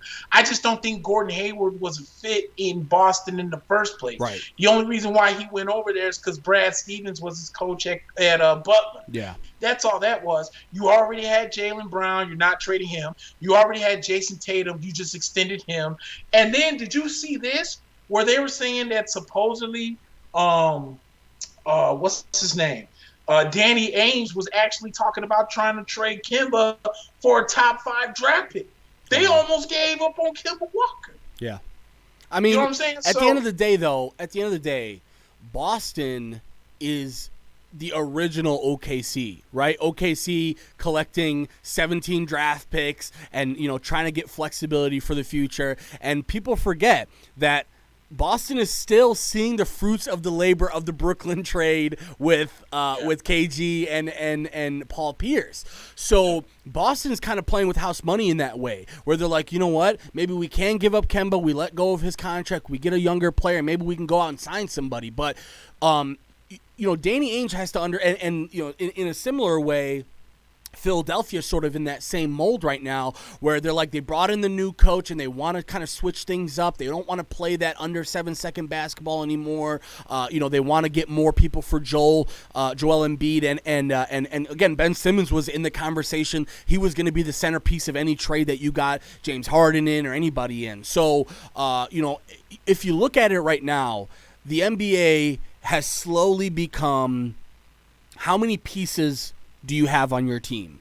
Do you have the wing player that can be a stopper on defense and a 3-point shooter on offense, so the 3-and-D guy? Do you have the big man who can run the floor and switch on 1s and 2s and 3s and just kind of checking off all of those boxes and then seeing, okay, we have the superstars to sort of carry the rest of this team. And I love what you and I talked about this with the Lakers. They were very one-dimensional this year. They had a lot of players who did the same things. Like JaVale McGee and Dwight Howard are the same player in different bodies. KCP and Danny Green are the same player in different bodies. Rondo and some of the other pieces that they had did the same thing. So what did they do? Okay, we're going to bring in Montrezl Harrell. We're going to say, you know what, JaVale McGee and Dwight Howard, we don't need them anymore. Marc Gasol, a different type of center who can play with AD, which was a huge problem with some of the centers that they had. It's like you didn't want to play Dwight Howard too much with AD, or you didn't want to play JaVale McGee too much with AD because they don't really, mesh together well. So, and even the Clippers, look at the Clippers. They want such a dramatic change. They want to trade Lou Will. They want to, they've already let Montrezl Harrell walk, and he was talking shit about how, well, they didn't want me back. Clearly they didn't want me back because I'm here. So, there's been a shift in the NBA after this season because I think a lot of people, they were ready to throw away last season, right? A lot of teams and a lot of franchises were saying, listen, it's a lost cause. We're out of it. I know we're in the bubble, but we're not gonna expect too much out of these teams. And this year, you're sort of seeing a different mentality, which is like, let's try and win this, and let's try and get this, but not mortgage our future to do it. Right. Yeah, no, you're right about that. But I'm keeping my eyes on LA to see what they're going to do with this whole Giannis situation. That'll be crazy if Giannis does. But see, the only thing is, I wonder how much truth it is when Giannis said he doesn't like playing in big cities. I think that's one of the reasons why he was so content of staying in Milwaukee, because he didn't need to play in a big market. He preferred to play in a smaller market. Maybe that's why Miami's name keeps coming up, because just because they're successful over the last couple of years in the NBA, they're still not really a top 5 market per se. Yeah. They're definitely not in the top 3. They're not New York. They're not LA. They're not Chicago. So, now it becomes a great destination, but it's not a top market. So, we'll see what goes on with that. I'm with you. I wouldn't be shocked if Giannis's name somehow ends up coming up in certain trade discussions. But it's going to be very interesting to see what happens in the offseason. But as far as me and my team, I'm enjoying what the Knicks did. I'm glad they did not sell the farm. People can say whatever they want about Kevin Knox. I still think, I'm not saying Kevin Knox is Giannis 2.0. No way, shape, or form am I saying that. However, I saw Giannis with the same frame and the same game as Kevin Knox struggle his first couple of years. Remember, this man only averaged what was like 5 points a game in his rookie season. Now this man's a 2-time MVP. Yeah. So I want to see what Tibbs. Plus, another thing I saw too was I was watching a YouTube clip of First Take, and I guess Kendrick Perkins was on there, and I guess Kendrick Perkins has a huge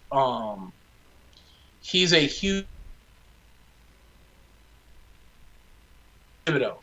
When Thibodeau was his defensive coach in Boston, right? And Kendrick Perkins came out and said that when Tibbs got fired in Minnesota, I guess Kendrick Perkins called Tibbs and then texted him. He's like, look, man.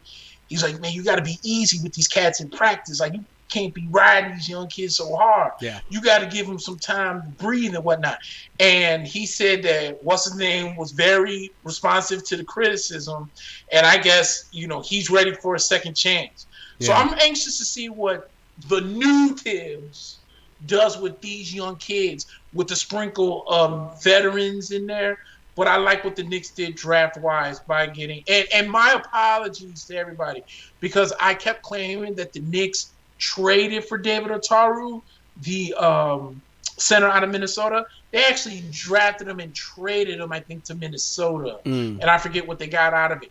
But the Knicks they've been doing the same thing where they've been stockpiling. It's been second-round picks because they turn around and just flip Ed Davis, who they flipped from the Jazz for him and 2 second-round picks, turn around and flipped him for 2 really good, solid young players in the core. So Leon Rose is staying the course, whatever the plan is with the Knicks.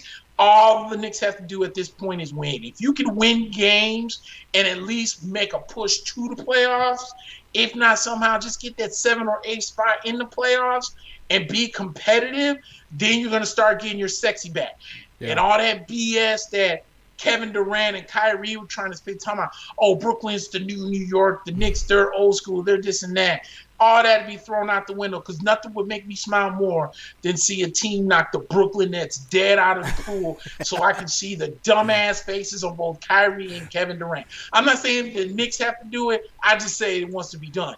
Because, as I mentioned earlier, everyone's like, oh, Brooklyn, they're the favorites to win the championship. I don't see anybody beating them. Slow down. Yeah, Let's take a breath. Really slow. And before, I don't want to forget this because I didn't mention it last week. I don't know who needs to hear this. NBA PA lawyers, NBA, get it done where we don't have to have the players putting on the wrong hats or propose trade, and then you have to look online to see who's getting traded for who because a dude has your team's hat on, but because of legal reasons we can't have him put the other hat on because it hasn't. Dude, get it done. If the NFL can do it, the NBA can do it too. The NFL had the same problem, it was 10 years ago. They had the same problems. They had one draft where every single player in the top 10 put on the wrong hat or something, and the next year they were like, you know what, have them put on that hat on the stage, but as soon as they get off the stage and we've made it official, give them the right hat and let them know what the right team they're going to. We need to change that. That was one of the most annoying parts about draft night is a trade from here to here, and they traded them to here, and this is it's dude, just get it done where they put the right hats on. We know what team they're going to. Yeah, I'm with you on that. We don't need an Eli anymore where he's wearing the Chargers hat, knowing damn well he ain't gonna take one snap for him. No one in their right mind believed he was going to the Chargers. Everyone knew he wasn't going there. Exactly. All right, cool. Yeah, I just wanted to wrap up what happened on Thursday. Obviously, we talked about it. The Texans beat up on the Lions 41-25, and that led to Matt Patricia and Bob Quinn losing their jobs. And 41-16, the Washington football team beat the Cowboys. It was probably even not as close as the score looks because the Redskins were just kind of beating up on them in the second half as well. And then this game that was scheduled to be that night, because we didn't talk much about it, was the Ravens and Steelers. I believe it was Tuesday of last week. The NFL was like, all right, this isn't going to happen. They've had too many positive tests. The Ravens have, rather. The Steelers were pissed, as they have every right to be, because this is, I believe, the third time that they've had to reschedule or shift around their games this year because of another team's COVID positive tests. So that went from going to Sunday at 1 p.m. on NBC because NBC wanted to keep the game broadcasting-wise to now being moved to Tuesday because, they have more positive tests on the Ravens, and now James Conner and another Steelers coach have tested positive themselves. Lamar Jackson is obviously the biggest one.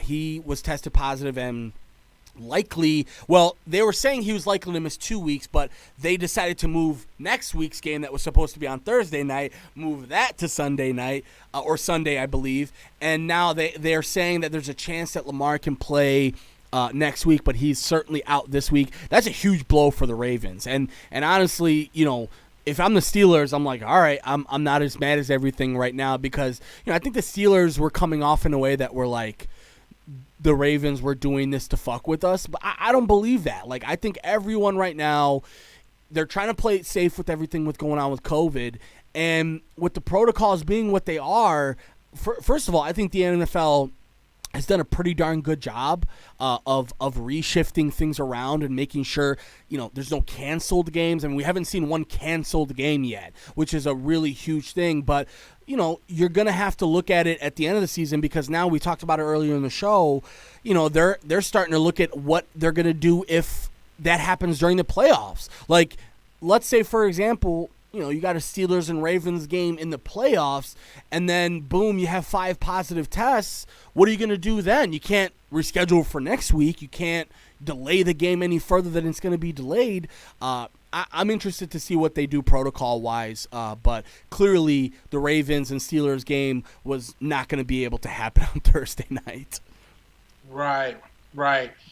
And it kind of sucks because after seeing the first 2 games, knowing that Steelers and Ravens game was really, the prime could time. this really be the game? Because I think looking at Pittsburgh's final 5 games. I think the toughest game they have is against the Colts. Yeah. So I think this Ravens game and the Colts game are only 2 teams that really are a threat to the Steelers staying undefeated. And now you have to get rid of that one because of all the COVID testing, the positive testings for COVID. And then after just watching the underwhelming performances of Detroit and Dallas, as a fan, I know that could have been very frustrating too. And it was the first time in a long time that there wasn't football on after what 5 or it was like 6 o'clock or something like that, and there was no football on Thanksgiving. It just felt weird. So I'm glad that again, I don't want to come off insensitive, right? Like the safety of players and people is number one over our entertainment. I get that. I got to be honest with you. I'm a little bit surprised we're still seeing positive tests. Like with all the protocols and all the safety measures and the testing and the masks and everything like that, I don't know if players aren't buying into this because, we know for damn sure that Americans haven't bought into the safety portion of this and making sure to stay safe.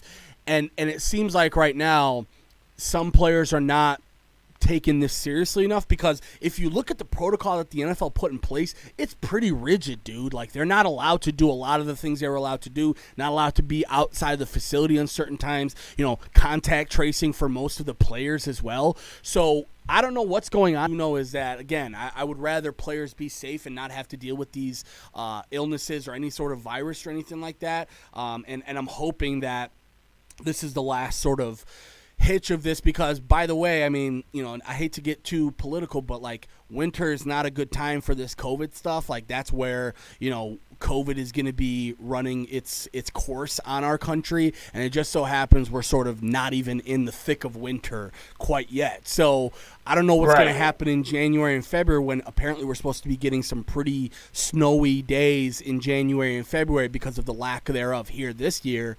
I don't know what's going to happen because remember COVID, like it dies in the sunlight and dies in the heat, but it preserves itself in the cold. So who knows what's going to happen come January or February. Very good point. All right. Very good point. Let's talk about some games coming up on Sunday. The Las Vegas Raiders. And by the way, we haven't done picks in 2 weeks, but you guys will get picks from us this week as far as our picks of the NFL week. Both teams, the Las Vegas Raiders are 6-4. Atlanta is 3-7. Both teams coming off of losses.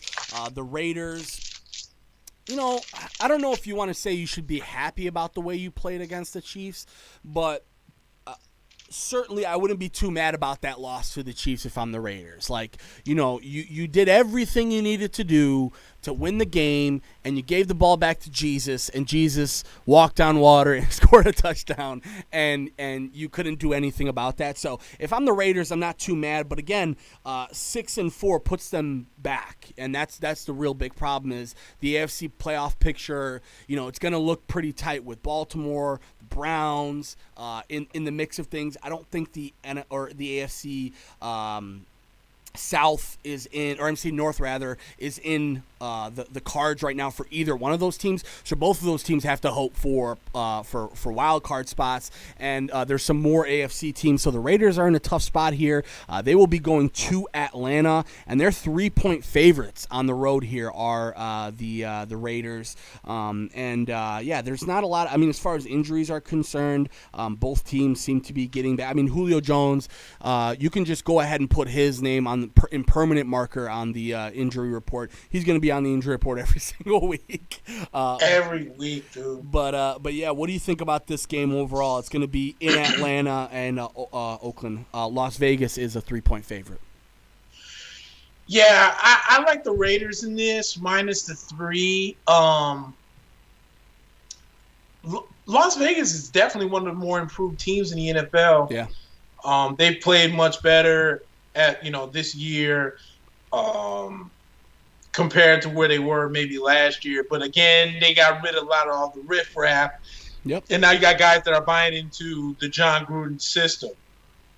With Atlanta, they can't stay healthy. even though they've played better under Raheem Morris, the still fact is they can't stay healthy, Right. especially with Julio Jones. And you notice how the offense took many steps back last week when Julio Jones was hurt, because they're actually moving down the field. Even though they were only getting field goals, they were actually moving down the field against New Orleans. And as soon as Julio got out, they showed no respect to the other wide receivers. And plus, Todd Gurley, who I think is at a position where he might want to start thinking about his NFL career, because then his knees are not getting better. No. They're going to definitely miss him out there. So even though that game's in Atlanta, minus the 3, I like Las Vegas. Yeah, you could put me down for the same. I just think the offense, whatever John Gruden has preached for that offense in Las Vegas, it's working, because the offensive line we know has elite players on it.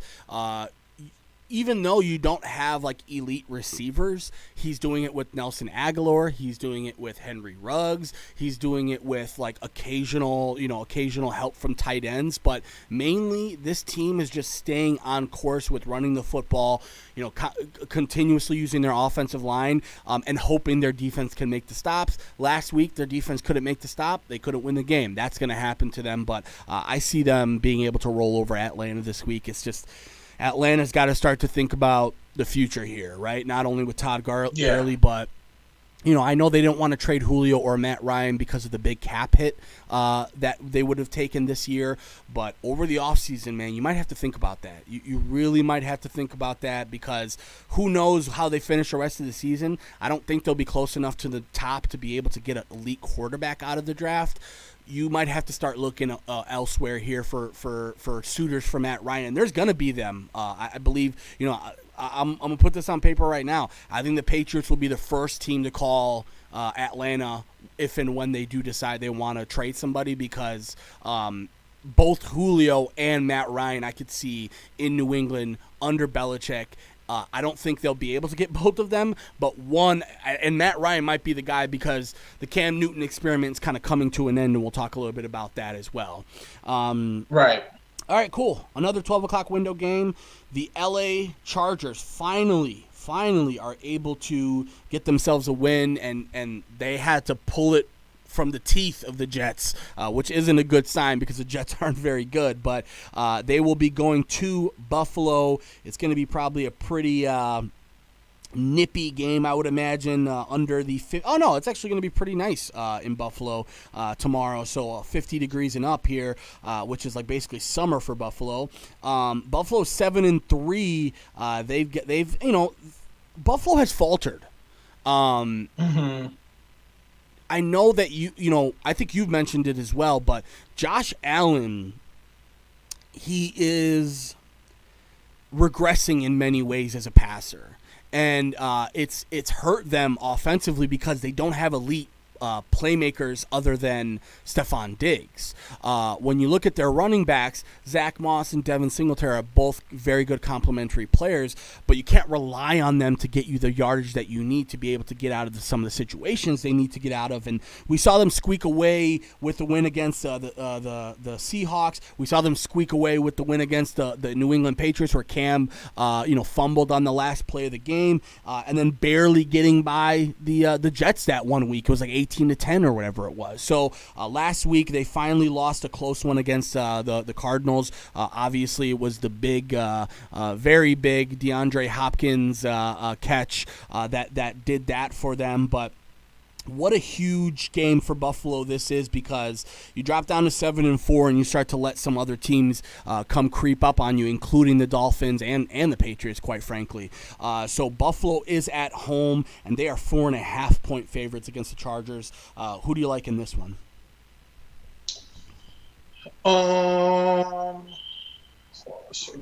So I'll take the Bills in the win. Mm-hmm. But I'm going to take the Chargers. You said the Chargers are plus 4.5? 4.5, yeah. So, a field goal difference gets them a win with the spread. Yeah, no, I so here's the thing.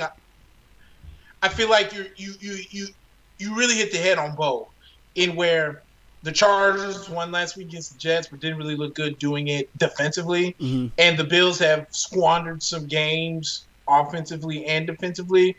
If this game was in LA, I would say LA would take it. But I think this game being in Buffalo, I think it's going to be a shootout because for some reason Buffalo's defense has taken a lot of steps back too.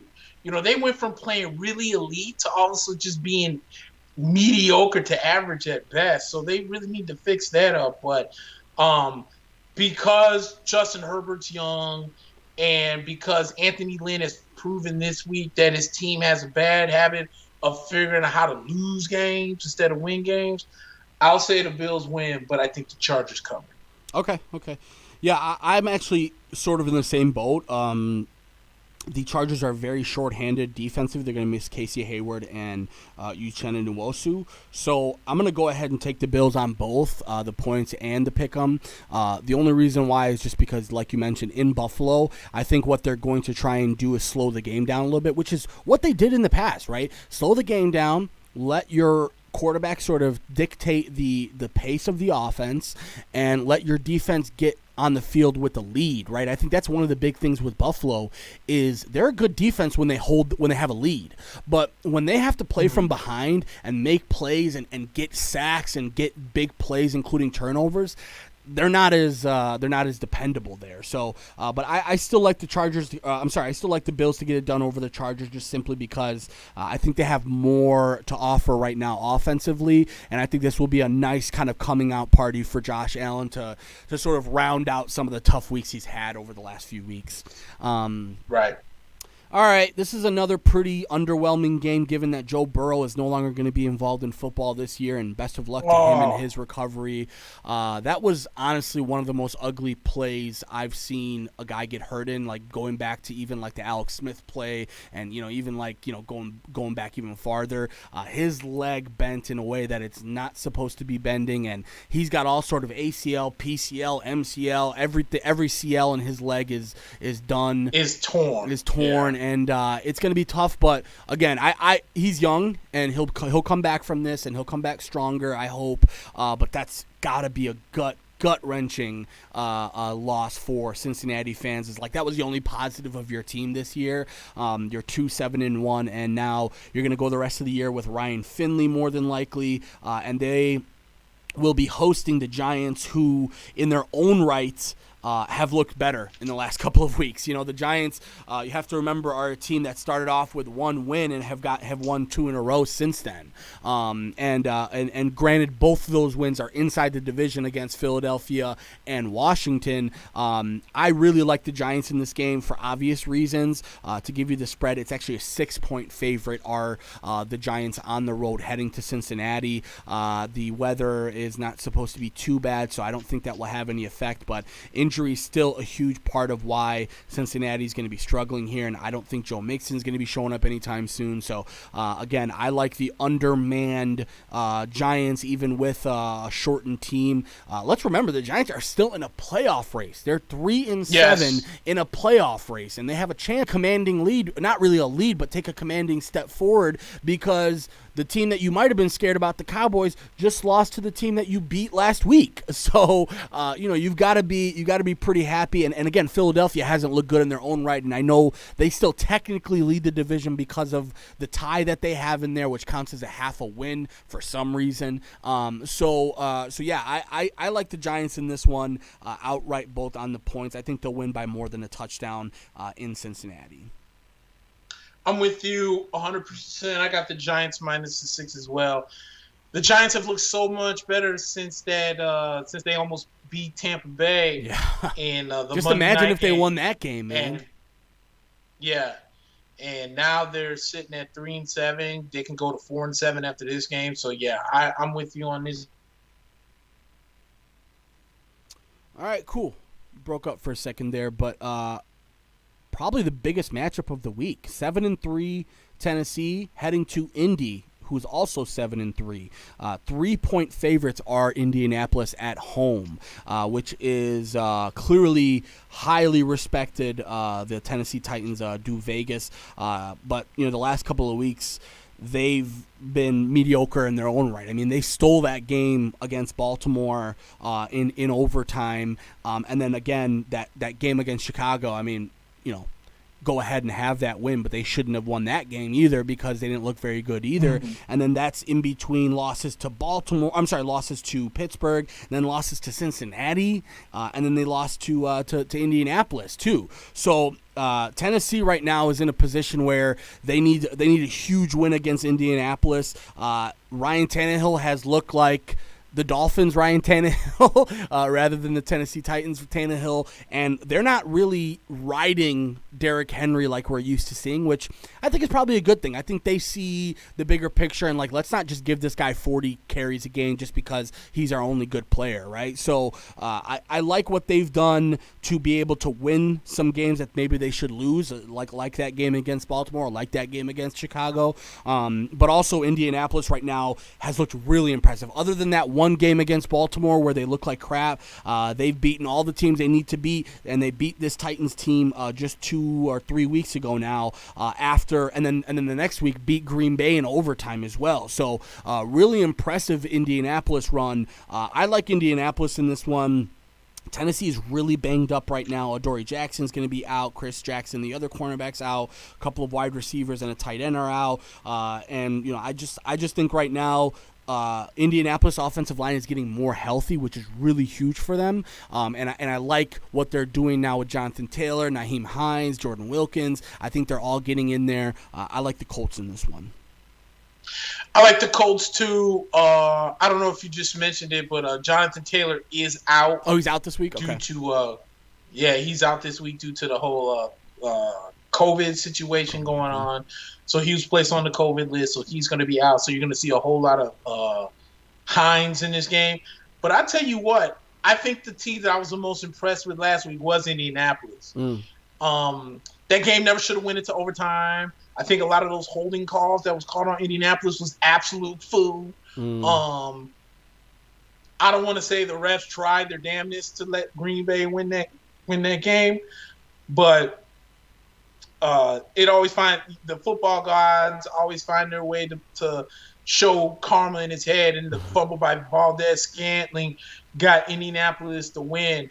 I've always questioned on how much was it an improvement from Phillip Rivers from Jacoby Brissett to Phillip Rivers. But again, credit the Indianapolis Colts for trading what could have been in their first round draft pick for DeForest Buckner, who has been a monster on that defensive line.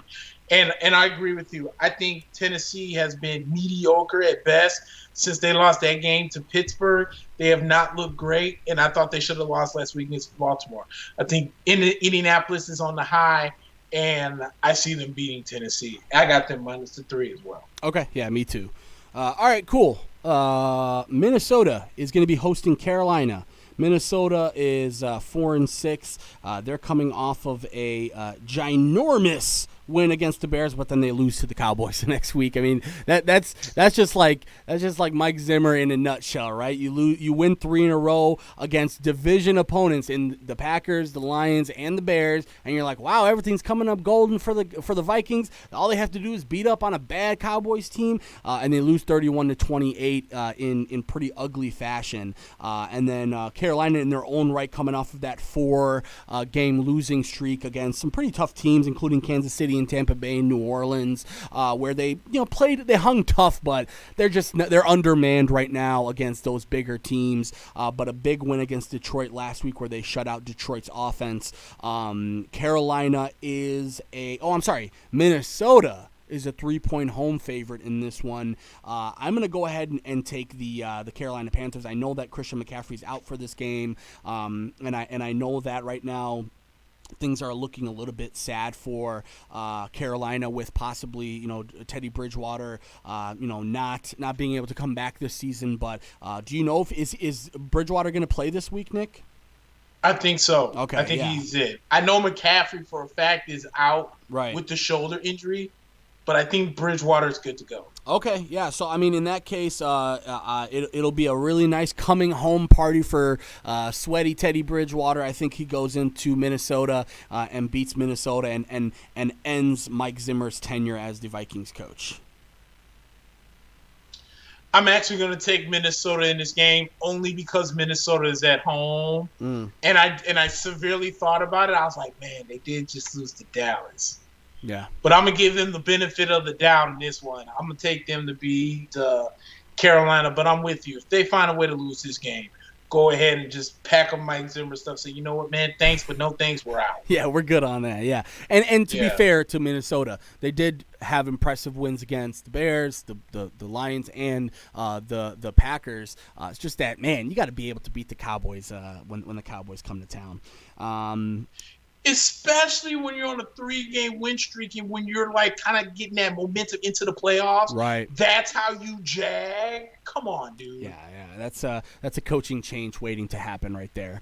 All right, cool. This is another pretty big game for both teams. 6-4 are the Arizona Cardinals. They're going to be going to Foxborough. The 4-6 New England Patriots. Again, the weather not too bad on the east side of the country this week. Arizona coming off of that big Hail Mary win against Buffalo. Everybody was super happy and a lot of momentum going into Thursday night. Last week, which again we weren't able to get to because of the technical problems with our show last week, but the Arizona game against Seattle, I want to say that Arizona's just not ready for those types of games yet. I think they've outperformed their own expectations this year and even our expectations for them as a team, finding themselves in this position. But the defense was not ready to be able to stop Russell Wilson. And again, Russell Wilson hasn't looked like a world beater himself for the last 5 weeks. He's had some tough games himself. So, it was really about the fact that Seattle's defense was really bad. Then I think that the Cardinals had them, in where they wanted them, so to speak. But a 28-21 loss to them last Thursday, that got them to 6-4. It's a big game for them because again, you drop to 6-5. There's a lot of teams that are in your area right now for the wild card, and we talked about how tough the NFC is going to be this year. You cannot afford to drop down to 6-5. Going to Foxborough, where again, we were talking about, at the beginning of last month, all right, New England, pack it in, and they win against the Jets. They win against Baltimore when nobody expected them to win against Baltimore. But then last week, another just, it was one of those games where against Houston where you're like, there's no way you can lose this game. There's absolutely no way you can lose this game. There's no way and they lose the game. Cam, again, we talked about it. I'm not sure this is all Cam's fault, but at the same time, it's very hard to see Cam underperform the way he has, and he's not looking like the guy we saw dominate in Carolina. So Foxborough will be hosting this game on a 12 o'clock window, and Arizona 2-point road favorites. Who you got? Wait a minute, who's Arizona playing? My fault. Oh, no, Arizona's got New England. New England. Yeah, okay. They got New England and let's see. Dude, this is a tough one. Arizona going cross country. Yeah, if New England was more garbage, if they hadn't gotten better, I'd have been like, this is in the bag. Right. But I don't like Arizona going cross country on a road like that. Yeah, that's true. All right. Damn, do you like them on the point? Because its 2-point favorites are the Arizona Cardinals, which is pretty surprising. I mean, Vegas. Really? Oh, then I got to take the pass. Yeah. Yeah, okay. You know what? I'm going to stick with Arizona. I like Arizona both on the points and the pick 'em. I think they'll find a way because, I'm not really impressed with New England's defense. I know that Arizona will be without Larry Fitzgerald for the first time in something like 10 years or something like that, which is pretty crazy to think about for a wide receiver to have that long of a run without missing a game. But I think it was COVID related, if I'm not mistaken, which just shows you how crazy this shit is. Yes. Taking down the living legend that is Larry Legend, man. I mean, come on. All right, cool. let's go into a game where I'm not going to take a lot of time to preview this one. 0-10 are the New York Jets, and they are going to be hosting the Miami Dolphins. Miami is going to be without Tua, like you said. More than likely, he is doubtful. So it'll be Ryan Fitzpatrick, and they are 6.5-point favorites on the road. I'm going to go ahead and take Miami. You can go ahead and go into the next game. On to the next game. All right, big fella. Yeah. All right, we don't need too much noise with that one. Another pretty easy pick for me here. 1-9 are the Jagoffs of Jacksonville, who, by the way, Shad Khan is their owner. He's like a billionaire from Illinois, I believe. And from what I've seen, this season has been so bad, they're going to move the team. Like, that's how bad it's been, where they're like, we were thinking about moving the team 2 years ago. Now we're definitely moving the team. So, we'll see what happens with that. But it's going to look – I think it's going to be an ugly game because Cleveland right now is just trying to get themselves healthy with Nick Chubb coming back last week and, getting the double the double-headed monster of him and Kareem Hunt. That is crazy to have. I mean, if you think about where Kareem Hunt was with Kansas City just, 3 years ago, as one of the booming players of the league. People saw him as a top 5 running back in the league. And next thing you know, he has the issue, domestic violence issue, whatever it may be. He goes back home to Cleveland, and now him and Nick Chubb just look amazing together. Even though they have similar styles as far as their game, they just complement each other so well, and Cleveland does a great job. I mean, Kevin Stefanski, you got to give credit where credit is due. They're 7-3 this year, and they've been undermanned and sometimes injured. No Odell, had a tough time with Baker. I like Cleveland in this one, and by the way, they're a 7-point favorite. I like them to cover that. I think they'll beat them by 2 touchdowns. And Mike Glennon starts for Jacksonville. Oh yeah, that's right. No Jake Luton this week, so we'll get the living legend himself, Mike Glennon. That's right. But I'm taking the Browns -7. Okay. Hey. So the only thing that I would have to say for this game is, where would Jacksonville go? As long as it's not England, I don't care. That's the thing that bothers me is I think he was talking about London. But the problem with London is that logistically, you're not going to be able to move the team in the next 4 years. It's going to take at least 4 or 5 years to make that happen because they can't play at Wembley because Wembley has the Premier League playing there. So in my mind, I think what I really think is going to happen is I think one of these middle of the country states that doesn't have a team yet is going to get one. I would say like Nebraska, maybe a team that's like, you have to think about it like this. St. Louis, I know that a lot of people were mad that they lost their team, but the main thing with them was the issue with the arena. If they could figure out an arena issue, they might be able to go to St. Louis. There's space in this country for another team. It just depends on where they're going to go. Facts. I mean, that's even true. like San Antonio. Yeah, I was going to say another Texas team, or maybe even like, I know right now Seattle has sort of a stranglehold on the Northwest, but Portland can support a pro team. I don't know why. You saw what happened with the Portland Timbers when the MLS brought them in. They are like all of a sudden one of the biggest, most profitable teams in the league. I think Portland's another big one too. Yeah, I didn't think about that one. That's a good one too. We'll see, but yeah, dude, Jacksonville. The problem with Jacksonville is that, first of all, they centered their whole existence around that stadium, and the stadium supposedly is like really cool. They've got like jacuzzis in there, and like kind of like they've got like a cool little stadium. But when nobody shows up to those games, those jacuzzis are empty. Nobody's going to the virtual reality room. Nobody's going to to the boxes. So and profitability wise, they've got to be hemorrhaging money right now because they don't have a team worth anything. Right. But you know who I blame for Jacksonville? Whoever decided to hire Tom Coughlin. Yeah. Is the reason why I'm blaming. That's true. Yeah. Because Tom Coughlin still brings – okay, I'm not trying to get super political on the show.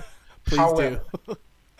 One of the problems that I have with our wonderful country is how we're dealing with 2020 problems with 1776 solutions. Yeah, right. And that's what Tom Coughlin is. Yep. Like, he's that hard-nosed, tough coach that everyone would love to play for, and he's got 2 rings. Okay.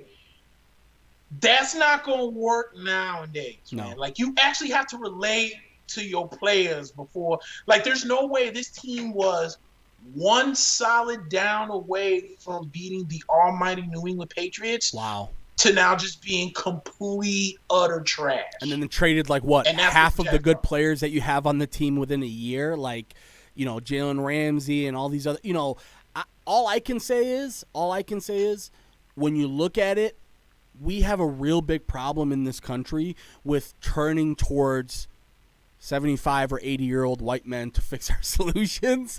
And it's like, hey, man, there's other options. I mean, Tom, I get it in the NFL because the NFL has this weird thing where it's like they only want to have people who are experienced in the league, and Tom Coughlin's been around the block. But I mean, if you look back at what all the shit with like Leonard Fournette, where he was like, Leonard Fournette, and like you haven't heard one peep out of Tampa Bay, including even people in Tampa Bay were saying like, you're not going to get many touches in Tampa Bay, Leonard. And Leonard's like, I don't care, like I just want to play for a winner. And Tom Brady's saying all these nice things about him, and Bruce Arians, after 2 or 3 weeks after he showed up, was like, this kid's a exemplary player. And Tom Coughlin was like, oh, I don't know about this guy, like curmudgeon old dude. Lazy. I don't get it, man. I don't get it. So, we'll see what happens with Jacksonville. I don't think we'll be calling them the Jacksonville Jaguars in the next 2 or 3 years. I think Portland, let's call them the Portland Lumberjacks in 2024. We'll see about that one. The Trailblazers, you got the Timbers. Yeah, that makes sense. You got to stick with It might become the London Crumpets. Hey, listen, if you go to London, don't do that. If you go to London, that means you have 8 teams traveling to London every year. That is excessive. Yeah. It's stupid, too. It's stupid. Yeah, I was being nice. All right, cool. Let's talk another 12 o'clock window game here. Oh, no, I'm sorry. We've wrapped up to 12 o'clock. So it's the Saints going to Denver.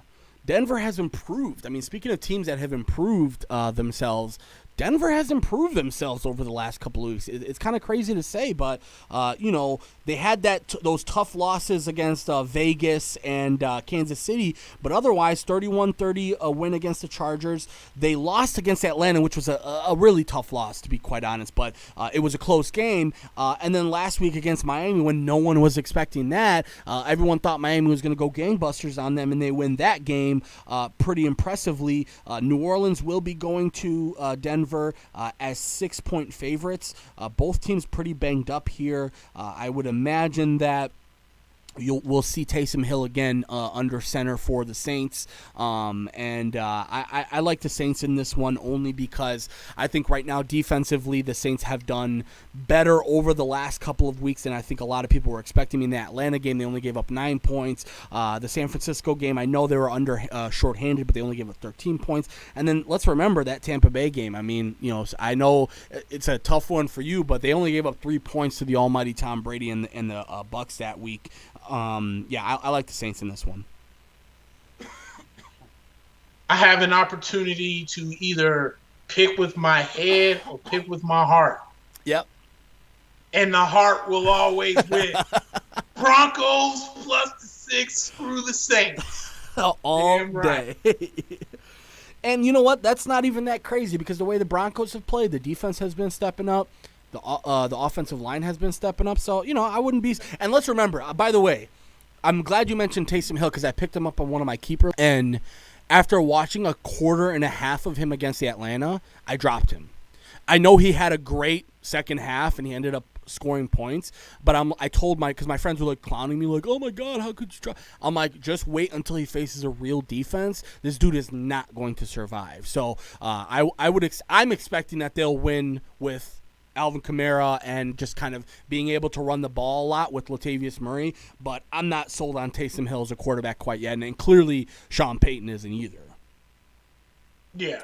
Yeah, no, I'm with you 100% on that. All right, cool. Let's get into another 3 o'clock window game. The LA Rams, fresh off of a big win on Monday night against your Buccaneers, are going to be hosting the San Francisco 49ers, who coming off of a bye week but are still extremely banged up right now. And it shows 6.5-point favorites are the LA Rams. I don't really see any way that the San Francisco 49ers... I mean, listen, if the 49ers beat the Rams this week, if I'm a Tampa Bay fan, I've got to be like, what the hell is going on with us? Because if the San Francisco 49ers can beat the LA Rams this week, there's a lot of questions you got to ask about your own team. So I'm going to take the Rams in this one, even the points and the pick 'em. I just don't see how, a guy like Nick Mullins can come out and beat the Rams. Yeah, I'm with you. If it wasn't for the injuries, I would take San Francisco. But like you said, dude, this team's banged up terribly, and it's not getting better anytime soon. So yeah, I like the Rams. Like the Rams. Okay. All right, let's talk about your team. Another big 3 o'clock window game, probably the biggest one of all. 9-1 are the Chiefs, and they are going to be going to Tampa Bay to face your team here. 3.5-point road favorites are the Chiefs. I'll let you take over from here. What do you think about this game? So I'm a little nervous about this game. I'm not going to sit here and lie to you. Yeah. Tampa Bay has not looked great over many of the last games. As you mentioned, we lost pretty big to the Saints. Next week, the previous week, we struggled against the Giants. We lose big against the Saints. Then we dominate Carolina like we're supposed to. And then struggle and lose against the Rams. So I'm not sure what's going on right now as far as the offense in Tampa and whatnot. But we mentioned it earlier. Tampa Bay has got to run the football. Right. And even if it doesn't succeed on first down, run it again on second down. Stop trying to turn Tom Brady into Jesus again. He's not that quarterback anymore. Tom Brady needs to be the quarterback that just makes plays. Defensively, the Bucs are a little beat up in the secondary with Jamel Dean is probably going to be out. So there's going to be a lot of Sean Murphy bunting we're going to see in there. But the one issue that I have with Tampa Bay's defense is I feel like they're never on the same page. Like, I feel like they're always, every time they make adjustments, somebody's not where they're supposed to be. So if they can work on that communication, I would like to see Todd Bowles go back to running more blitz with man instead of running blitz with zone. Oh, yeah, they got killed on the zone, man. Yeah. And so, but with Kansas City, it's going to be tough because Patrick Mahomes is not a quarterback that turns the ball over a lot. They're not a quarterback that takes sacks. So it's, in my opinion, it's going to be a lot on the secondary to keep a lot of these guys at bay. But at the same time, I have the feeling that Tampa Bay is going to come out one of those Green Bay-like performances. I think that they know what's on the line as far as their playoff life is concerned because that loss last week really put them behind the 8 ball. They needed that one. Plus, you don't want to go into your bye week 7-5, like you mentioned. The Bears are sitting there at 5-5, and they still owe the tiebreaker over us. Now you have the Rams that owe the tiebreaker over us with the head-to-head win. So those losses can come back and creep. You would rather, and I'm not looking ahead, but Detroit, as I mentioned, not that good. Minnesota, struggling, not that good. And then you have 2 against Atlanta. So you can potentially win those 4 games. I would be more comfortable with them going in there at 12-4 than at 11-5, knowing that there's other NFC teams with 5. I'll take Tampa plus the 3.5. I really do think that they're going to come out with a Green Bay-like performance, go into the bye week, everyone relax, chill, don't worry about football. As a matter of fact, don't worry about football for the entire flipping week if you guys end up winning this. Just relax. There's a lot of beat-up guys in there. Why the NFL insists on having a bye week this flipping late is beyond me. Makes no sense. But it really doesn't. But, Tampa Bay as a team right now, they could really benefit from it. But, taking nothing away from the Chiefs, I just think that the Chiefs' run defense is still suspect. Right. They're a good defense, but their run defense is very suspect. But My eyes is what's going to happen with Ali Marpet, because you mentioned AQ Shipley. He's now gone for the rest of his career with the neck injury. Ouch. So he's gone now, and that leaves a gap hole between the left guard and center, because Jensen can do both, but you got to have a replacement for someone somewhere. Yeah. So if we get Ali Marpet back from the concussion and put Jensen back at center, that would really help us out. If not, we're going to have to figure out what we do with that guard. But I want to see more Jones, more Fournette, more running the football, and the defense being aggressive, just like they were in that game against Green Bay. So I like Tampa Bay with this game being at home. Okay, yeah. I mean, I think it's going to be a shootout. I think it's going to be, I think both teams are going to score over 28 points. I really do think right now Kansas City's defense is their biggest liability, and what you're going to need to do if you're Tampa Bay is play keep away, and that's what every team who does a good job against Kansas City, they play keep away from Patrick Mahomes. And when he does get the ball, you have to get him on 3 and out at least once or twice a half, or else you're in big trouble. So I think Tampa Bay has the ability to do that. The problem right now is the big plays for Tampa Bay. And when you're an offense like Kansas City who specializes in big plays, I think Andy Reid is going to be scheming pretty hard right now to get that confusion that you talked about. Because the confusion, within the secondary, within, assignments, doesn't come from you as a defense. It comes from the offense showing you something that you're not familiar with. And Kansas City seems to be able to do that every single week. So I will take them both on the points in the pick'em. Even if the Bucs lost that game against the Rams on Monday night, but they looked better on defense, I would have certainly been able to make a case for them this week. But, man, I don't see the Rams as potent as we think they are. I mean, we saw what they look like against the Dolphins. We saw what they look like against some other, pretty decent defenses. I just think Kansas City's going to be able to take this one, both on the points and the pick'em. And Pat Mahomes is, again, he's a guy who loves going on the road because he wants to be able to, possess the ball. And if Tampa Bay can do that, they'll have a shot. But I'll still take Kansas City in this one. Most def. All right, let's talk about Sunday night. The Chicago Bears are 9.5-point dogs on the road going to Lambeau Field. Nick Foles is not going to be playing. He's doubtful, but it will be Mitch Trubisky under center. Number 10, he's going to be looking for 10 touchdowns in Lambeau, 7 throwing, 3. No, I'm kidding. It's going to be a pretty tough game for the Bears here. They've got their hands full. I mean, we saw what they look like against Minnesota, garbage. We saw what they look like against Tennessee, against a team that, again, underplayed and probably you should have won that game. They lost that game.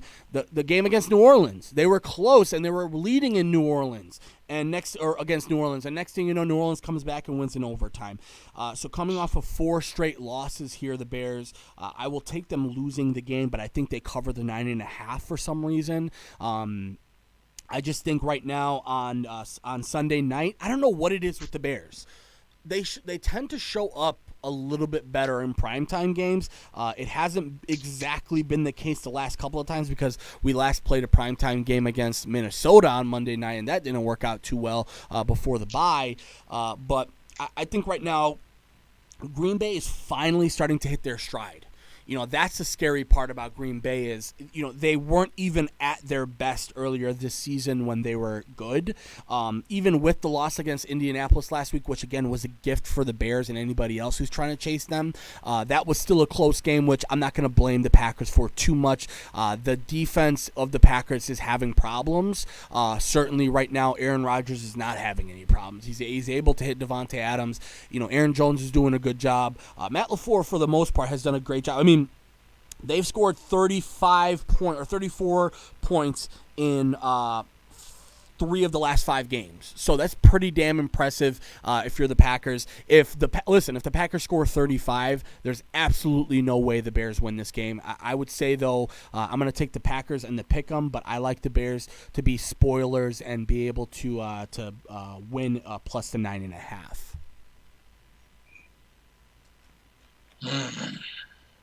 Well, I'm definitely taking the Bears plus the 9.5. Do I think Green Bay? Nah, I'm gonna tell you. I think the Bears win this game. Oh, okay. I'm gonna take the Bears to win, and I'm gonna take them plus the 9.5. The only thing I'm gonna ask the Chicago Bears to do is run the ball. Right. Just run the ball. Yeah. And run the ball effectively. Because, like you said, Green Bay's defense, their run defense is garbage. Right. You can't tell me nothing. That run defense is garbage. And for what it's worth, you know, I know Indianapolis are still trying to find themselves running the football, and they had success against them too. Mm-hmm. So, you know, nothing against – and I'm with you. Offensively, Green Bay is monster. Aaron Rodgers is still being Aaron Rodgers. He's recovered from a couple bad games here and there. Aaron Jones is still a monster. Devontae Adams is still a monster. You know, Marcus Valdes-Scantling is going to come back after the fumble from last week. Yeah. But, man, I am not afraid of Green Bay's defense whatsoever, and the Bears shouldn't be either. Right. You know, and you're bringing in Mitch, who has better legs than Nick Foles. Montgomery's back. Yeah, so they gotta run the ball, and I think they can run the ball. And I think now that Matt Nagy's not calling plays, whoever your OC is, I think he'll notice that as well. So I'm gonna go against the grain on this one. I'll take the Bears plus 9.5. Okay, and for what it's worth, I think Minnesota if they have David Montgomery. But the problem is you don't have David Montgomery, and you have a lack of depth behind him, and you've got Ryan Nall, who shouldn't have a job in the NFL, as your backup, and Cordero Patterson, who's a wide receiver, as his backup. You're not in a position right now where you can win games with that type of and by the way, the Bears have to look at the running back position after this year. I mean, David Montgomery, I like him. I think he's going to be a good running back, but the type of production that you need right now is not coming in this form, and I know a lot of it has to do with the offensive line being really bad, but the Bears have a lot of question marks at skill position player positions next year. Let's remember, Allen Robinson hasn't been locked up yet. I mean, we have not extended him yet. The best thing you have after that is a 5th-round pick in Darnell Mooney, and he's a guy who just beat out a guy in Anthony Miller who you traded up to get 2 years ago. And Anthony Miller just looks, I mean, if you've ever seen a guy who knows how to celebrate like Antonio Brown, but plays like T.J. Houshmandzadeh, that's Anthony Miller in a nutshell. Okay, I mean, no disrespect to T.J., he was a pretty good wide receiver, but I'm sorry. This is a guy who like gets a 7-yard catch and he's like, you know, trying to rile up the team, and then in the next 3 plays he's nowhere to be seen and he's dropping balls and he's not able to, you know, continue his route. I think he was one of the reasons why there was an interception thrown a couple of games ago. So the Bears have a lot of questions to answer. A lot of that will have to do how they play this week against the Packers. So we shall see. We're going to have a Monday night and Sunday night football this week. We'll have Monday night football between the Seahawks and the Eagles. The Eagles will be hosting the Seahawks, and honestly, man, I'm not gonna take up too much time on this one. The Seattle is 5.5-point favorites going across the country to Philadelphia. That's about the only thing that worries me about this game right now is the hangover of going to another city across the country. But I mean, notoriously, if you look at Seattle's losses this year, Nick, they have 3 losses. 1 at Arizona, 1 at Buffalo, and 1 at LA. So when they're at home, they do really well. When they're on the road, they tend not to do very well. My problem with it this week is that I'm just completely out on the Philadelphia Eagles. I'm out on Doug Peterson. I'm out on Carson Wentz. I'm out on Miles. I mean, Miles Sanders, I know he's had a tough stretch with injuries, but no Lane Johnson, lack of depth on the offensive line has killed them, and their defense has been terrible this year. I would like to check myself for a fever anytime I'm choosing the Philadelphia Eagles to win a football game from now on, because I just don't see how anybody has confidence in this team who couldn't win against Cleveland last week, couldn't win it against the Giants the week before, barely squeaked out alive against the Giants 4 weeks ago. This is just a team right now that's in shambles. I still like Seattle minus 5.5 and the pick'em. Regardless of what the trend tells you, I just don't think Philadelphia has it in them to win this game, regardless of how bad Seattle's defense is, because we'll both admit that Seattle's defense is bad right now. Their best player is a safety playing, or a linebacker playing safety. And, the best thing that they can do right now is add like a Carlos Dunlap and more pressure up front, which helped them last week certainly, but it's a far cry from what they need right now. But I will still take Seattle based on what they can do offensively in Philly. All I'll say about this game, actually, I'll say two things. You also forgot that they tied the Cincinnati Bengals. Oh, right. Yeah, they tied the Bengals. Which I don't know how they pulled that off. And then Doug Peterson should have been fired the day they saw that Nelson Aguilar can actually run routes and catch the football. Right, yeah. It's what happens when you tell Nelson Aguilar, who's not a slot receiver, to actually play wide receiver and is actually doing a great job in Las Vegas. Yep. So I'm like, so wait a minute. If you're going to tell me John Gruden is a better talent developer than you, then why are you on my staff? Take a hike. Yeah. And that's what I would have done. But I'm with you. I like Seattle -5.5. Any other team, I would have been against them because it's Philadelphia. They're garbage. Yeah. So. Even the Bears. Honestly, if it was the Bears, I would have taken the Bears in this one because – Seattle's got a lot of questions still to answer, both offensively and defensively. Because remember, offensively, they can throw the ball really well, but their offensive line is still kind of a patchwork offensive line. They don't, other than Dwayne Brown, they really don't have many, guys that can clear space up front. And a lot of what they're doing running the ball is just based on scheme alone. So lots of questions to be answered, but we'll see them on Monday night.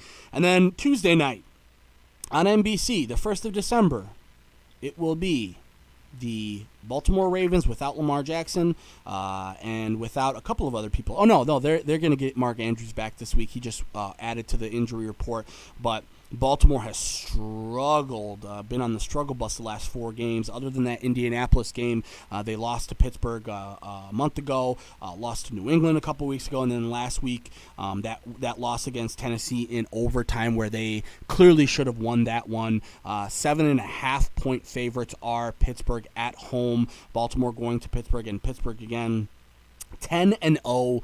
And really, honestly, there's not a lot of negative to talk about with the Pittsburgh Steelers right now, other than the fact that they'll probably be without James Conner in this game, and possibly Jalen Samuels, another running back. Actually, both are considered out now, so yeah, they'll be shorthanded at running back. Benny Snell would likely take over. Anthony McFarland Jr. would likely take over, but I think Pittsburgh is going to do it again, especially with no Lamar Jackson. I'll take both Pittsburgh on the pick 'em in the points. It's going to be really tough for Robert Griffin this week. He's going to be sacked a lot.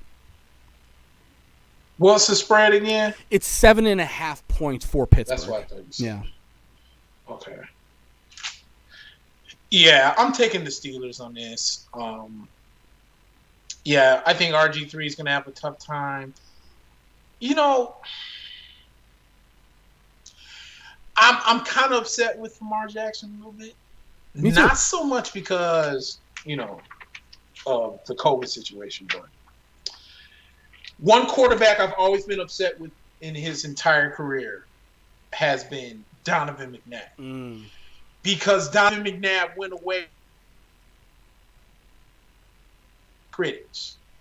What were you saying? Donovan went away from what, Nick? He went away from what made him Donovan McNabb. Right. And he listened to the critics and became a pocket passer. Right, yep. In Lamar's case, stop trying to be something you're not. Right. And what I get a problem with is everyone's like, oh, Lamar Jackson, I told you he's not elite. He's not this and that. This man put up some monster numbers as a quarterback last year. You're going to have seasons when you having down years. Tom Brady had down years. The greatest of all time, Peyton Manning, has had down years. Everyone has down years. Lamar's having down years.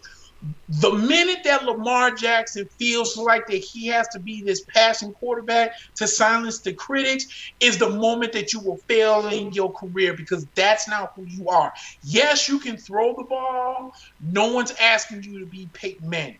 And what drives me up the wall is when you have your offensive coordinator, because there's no way that a J.K. Dobbins who runs a similar like offense. We already know what Lamar Jackson runs in this kind of offense.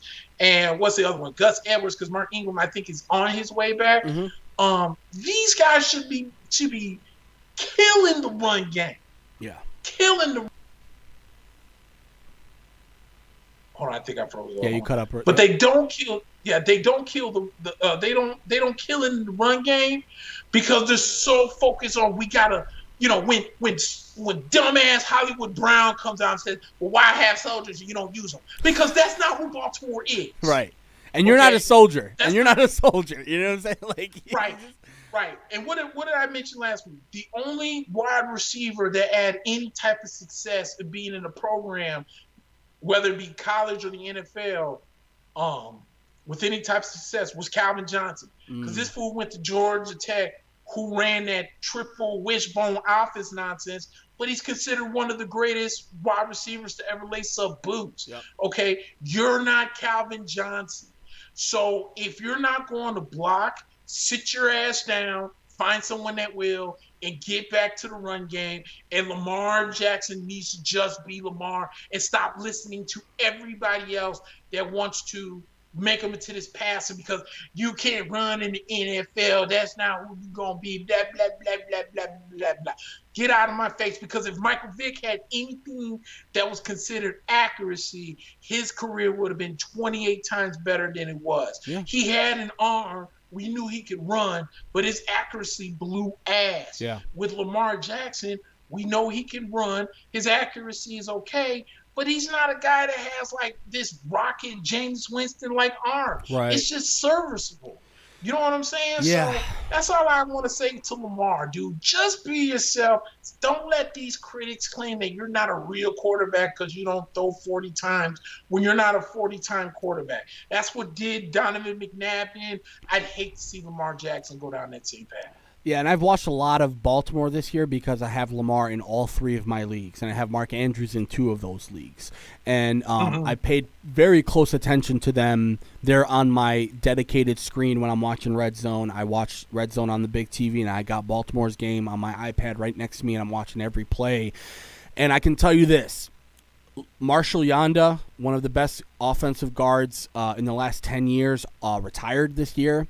Ronnie Stanley had that injury a couple weeks ago. You saw that lost him for the rest of the year. And they have had a lot of issues at center, like a lot of issues where the ball's going above Lamar's head, below. They can't get the snap right. And I think it's Greg Roman who's the offensive coordinator there.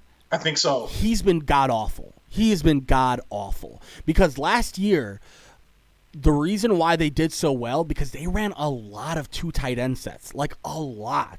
They ran 2 tight end sets like half the time last year, which is crazy to think about. This year, they are almost trying to be a team that they're not. And I'm glad you mentioned Lamar because I see where critics were coming from when he came out of Louisville now. Because he's not going to win you a game with his arm alone. That is one thing that you can say about Lamar. He's going to have to do it with his legs at some point, and also he's going to have to do it with dinking and dunking. That's not sexy. It's not sexy to say we need 5-yard out routes or 8-yard hitches every single time to gain yards, but that's what it's going to have to take because he's terrible throwing the ball deep. The only time he can throw the ball deep is when he's got one-on-one coverage, and otherwise he's throwing the ball into coverage a lot. And he, by the way, has turned over the ball a lot too, fumbles and interceptions. So Lamar's got some soul-searching to do. He has to, at some point, Nick, he has to look at John Harbaugh and say, I don't care what the play calling is going to be like this week. I need you to put me in positions to win. And put me in positions to succeed. And Greg Roman has done a terrible job of that so far. I mean, look at that Pittsburgh game just a couple weeks ago. On the last play of the game, I think it was something like 4th and 1. All you need is 1 yard. You're a running team. You have Gus Edwards who can basically fall forward for a yard and a half. That's all he needs. You go shotgun on 4th and 1. You have Lamar take the ball and QB sneak it when that's like basically the number one thing that the defense is looking for. Very predictable right. They've become. And the play, I'll be honest with you, earlier in the season I wasn't really mad at them that they didn't have too many wide receivers, but now Hollywood Brown is the only wide receiver you have worth anything. I mean, Des Bryant the ghost of Des Bryant showed up last week after 2.5 years off, and all of a sudden looks like, wow, dude, this dude's a wide receiver. And it's because they don't have anything else resembling a wide receiver left. So, Baltimore is another team that this is going to be a big game for them, Nick, because if you drop this one, you're 6-5. The chances of getting in at 6-5 go down dramatically. So this is a must-win, and again, no Lamar Jackson this week. So I'm having a hard time seeing any sort of positive for this if you're a Baltimore fan. And by the way, this just in, new COVID restrictions in Santa Clara County include a 3-week ban on contact sports. So the 49ers and Sharks face temporary facilities ban. So it looks like both teams will have to operate for the next 3 weeks without being in person. I don't know how that's going to happen, quite frankly, and we'll see about that. I know there's a lot of, Zoom stuff you can do, but how can you practice for the next 3 weeks? Right. Yeah, there's a lot of questions to be answered here. And by the way, the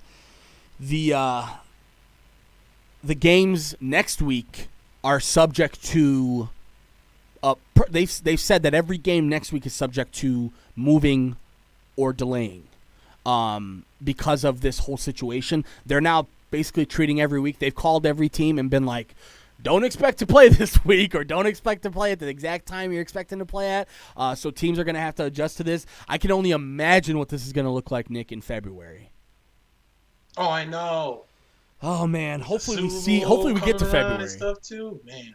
Yeah. All right. Anything else, Nick? I know there's not much going on tonight. I think we had some college football games that happened over the last couple of days, but otherwise, I've been staying away from the college football realm. I did see the first ever female Division I player played earlier today. I believe it was for Vanderbilt. For Vanderbilt, yeah. She's the kicker, so she played. And then Dabble Sweeney can kiss my nuts. Oh, God, I'm glad you mentioned that. Yeah. Calling out Florida State, saying they're using the COVID to not play. Or maybe they're using the COVID to not get sick. Idiot. Listen, dude, this is what bothers me about Dabo Sweeney and everybody who has that type of mentality. I know my limits. I'm not a doctor. I'm not in the health profession. I have no degree, nothing to give me authority to say that doctors are wrong and I'm right. So for Dabo Sweeney to say that Florida State, by the way, they came out and said, we didn't cancel the game. Our medical staff said, we are not going to travel with you. You can go, but we're not going to go with you. And you can't play without a medical staff. So, at the end of the day, Dabo, and by the way, this isn't the first time he said some dumb, stupid, out of touch old white dude shit. Dabo Sweeney is notorious for this. So he needs to really reevaluate what the hell he's talking about, because there's, it's dangerous, bro. That's the thing that bothers me. It's dangerous for you to have this type of mentality when you got 60 guys who basically are looking for your leadership. He is a clown, dude. Yeah. This man wins one national championship, and all of a sudden gets to his head. He's Nick Saban now. now all of a sudden Clemson is the hot school for everyone to go to, and he's like, yeah, I'm the reason why, I'm out here, Just shut up, idiot. Let Mike Norville get a couple of years to get those recruits to come to Florida State, and then we smack you in your stupid ass mouth. And I bet you won't say anything after that, flipping clown. Tell me, his problem was that he didn't want to break the momentum because they just fresh came off a loss. Right, I think to Notre Dame the week previous. That week before, so they have to get the wheels back going. Shut up. Shut up. You're an idiot, dude. If Florida State ain't scared of your stupid asses, and they did not go because they just didn't feel like it's like, we don't really feel like getting killed by Clemson. So. And I like how Lovie Smith and the Illini didn't say the same shit about Ohio State this week when Ohio State's dumbass coach got COVID and spread COVID around, and they had to cancel the game. This I believe was supposed to be next Saturday. They had to cancel that game too. So I didn't hear the same thing about him, man. It's such a double standard when it comes. Like it seems like the NCAA or the other way around. It seems like Alabama, Clemson, and a couple of other teams just have NCAA by the balls, and whatever they say goes. Notre Dame, yep. And the NCAA just so spineless, and they're spineless crustaceans that only want to make money. They will do anything that Dabo Swinney says, please. Because I don't know if you saw, but they just made like a Disney movie about college football, and Clemson was a groundbreaker because they gave their rights to Disney to allow them to portray Clemson in a movie. Who gives a shit, dude? Right. Like you guys are hustling and making money off of poor Disney, poor ABC and Disney kids, and you're like, oh, we know how to make money as a program. Dude, get the hell out of here. Nobody cares about money. This is about football, bro. Yeah, and how original. There's 2 Death Valleys in college football. How original is that? How original, there right? should only be 1 Death Valley, idiots. Yeah. And I'm pretty sure LSU was first, freaking morons. And LSU, Clemson is nuts. And that's the funny part about it is, like, Clemson, bro, you just showed up to the party like 3 years ago. Like, we've been doing this shit. Like, Florida State and LSU and Alabama are looking at them like, bro, we've been doing this shit for 15 years. Where have you been? Yeah, thank you. Well, just because all of a sudden they feel like, oh, well, we're the reasons why Deshaun Watson and DeAndre Hopkins even exist. Piss off. How about that? Anything else, man? I think we got to the first time in a couple of weeks we've gotten to everything here. Nah, man, that's about it. And then I'll be excited next week, and then we'll see what COVID does to the NFL schedule. But nah, man, I don't have anything else, man. It was another good show in the books. And by the way, I'm sorry because this just broke as well. 6 more positive cases today for the Ravens. It looks as if that game's not going to. Yeah, it says I honestly don't know how they can play on Tuesday. It says anonymous source says Ravens had 6 more positive cases today. I honestly don't know how they can play on Tuesday. Yeah, we'll see about that one, man. Looks like we're gonna have another cancellation. If I'm the Steelers, I'm pissed as all hell. But yeah, we'll see if that one goes through. Yes, All right, brother. Well, appreciate you guys again. All right, bro. Thanks again for watching, sharing, everything like that. Continue to do us a favor. Share us out on the Facebook. We're on YouTube now, so go ahead and share out the YouTube. Check us out on YouTube and continue to share and tell your friends and family and everyone about us. But appreciate it. For Nick, I'm Mac. Peace.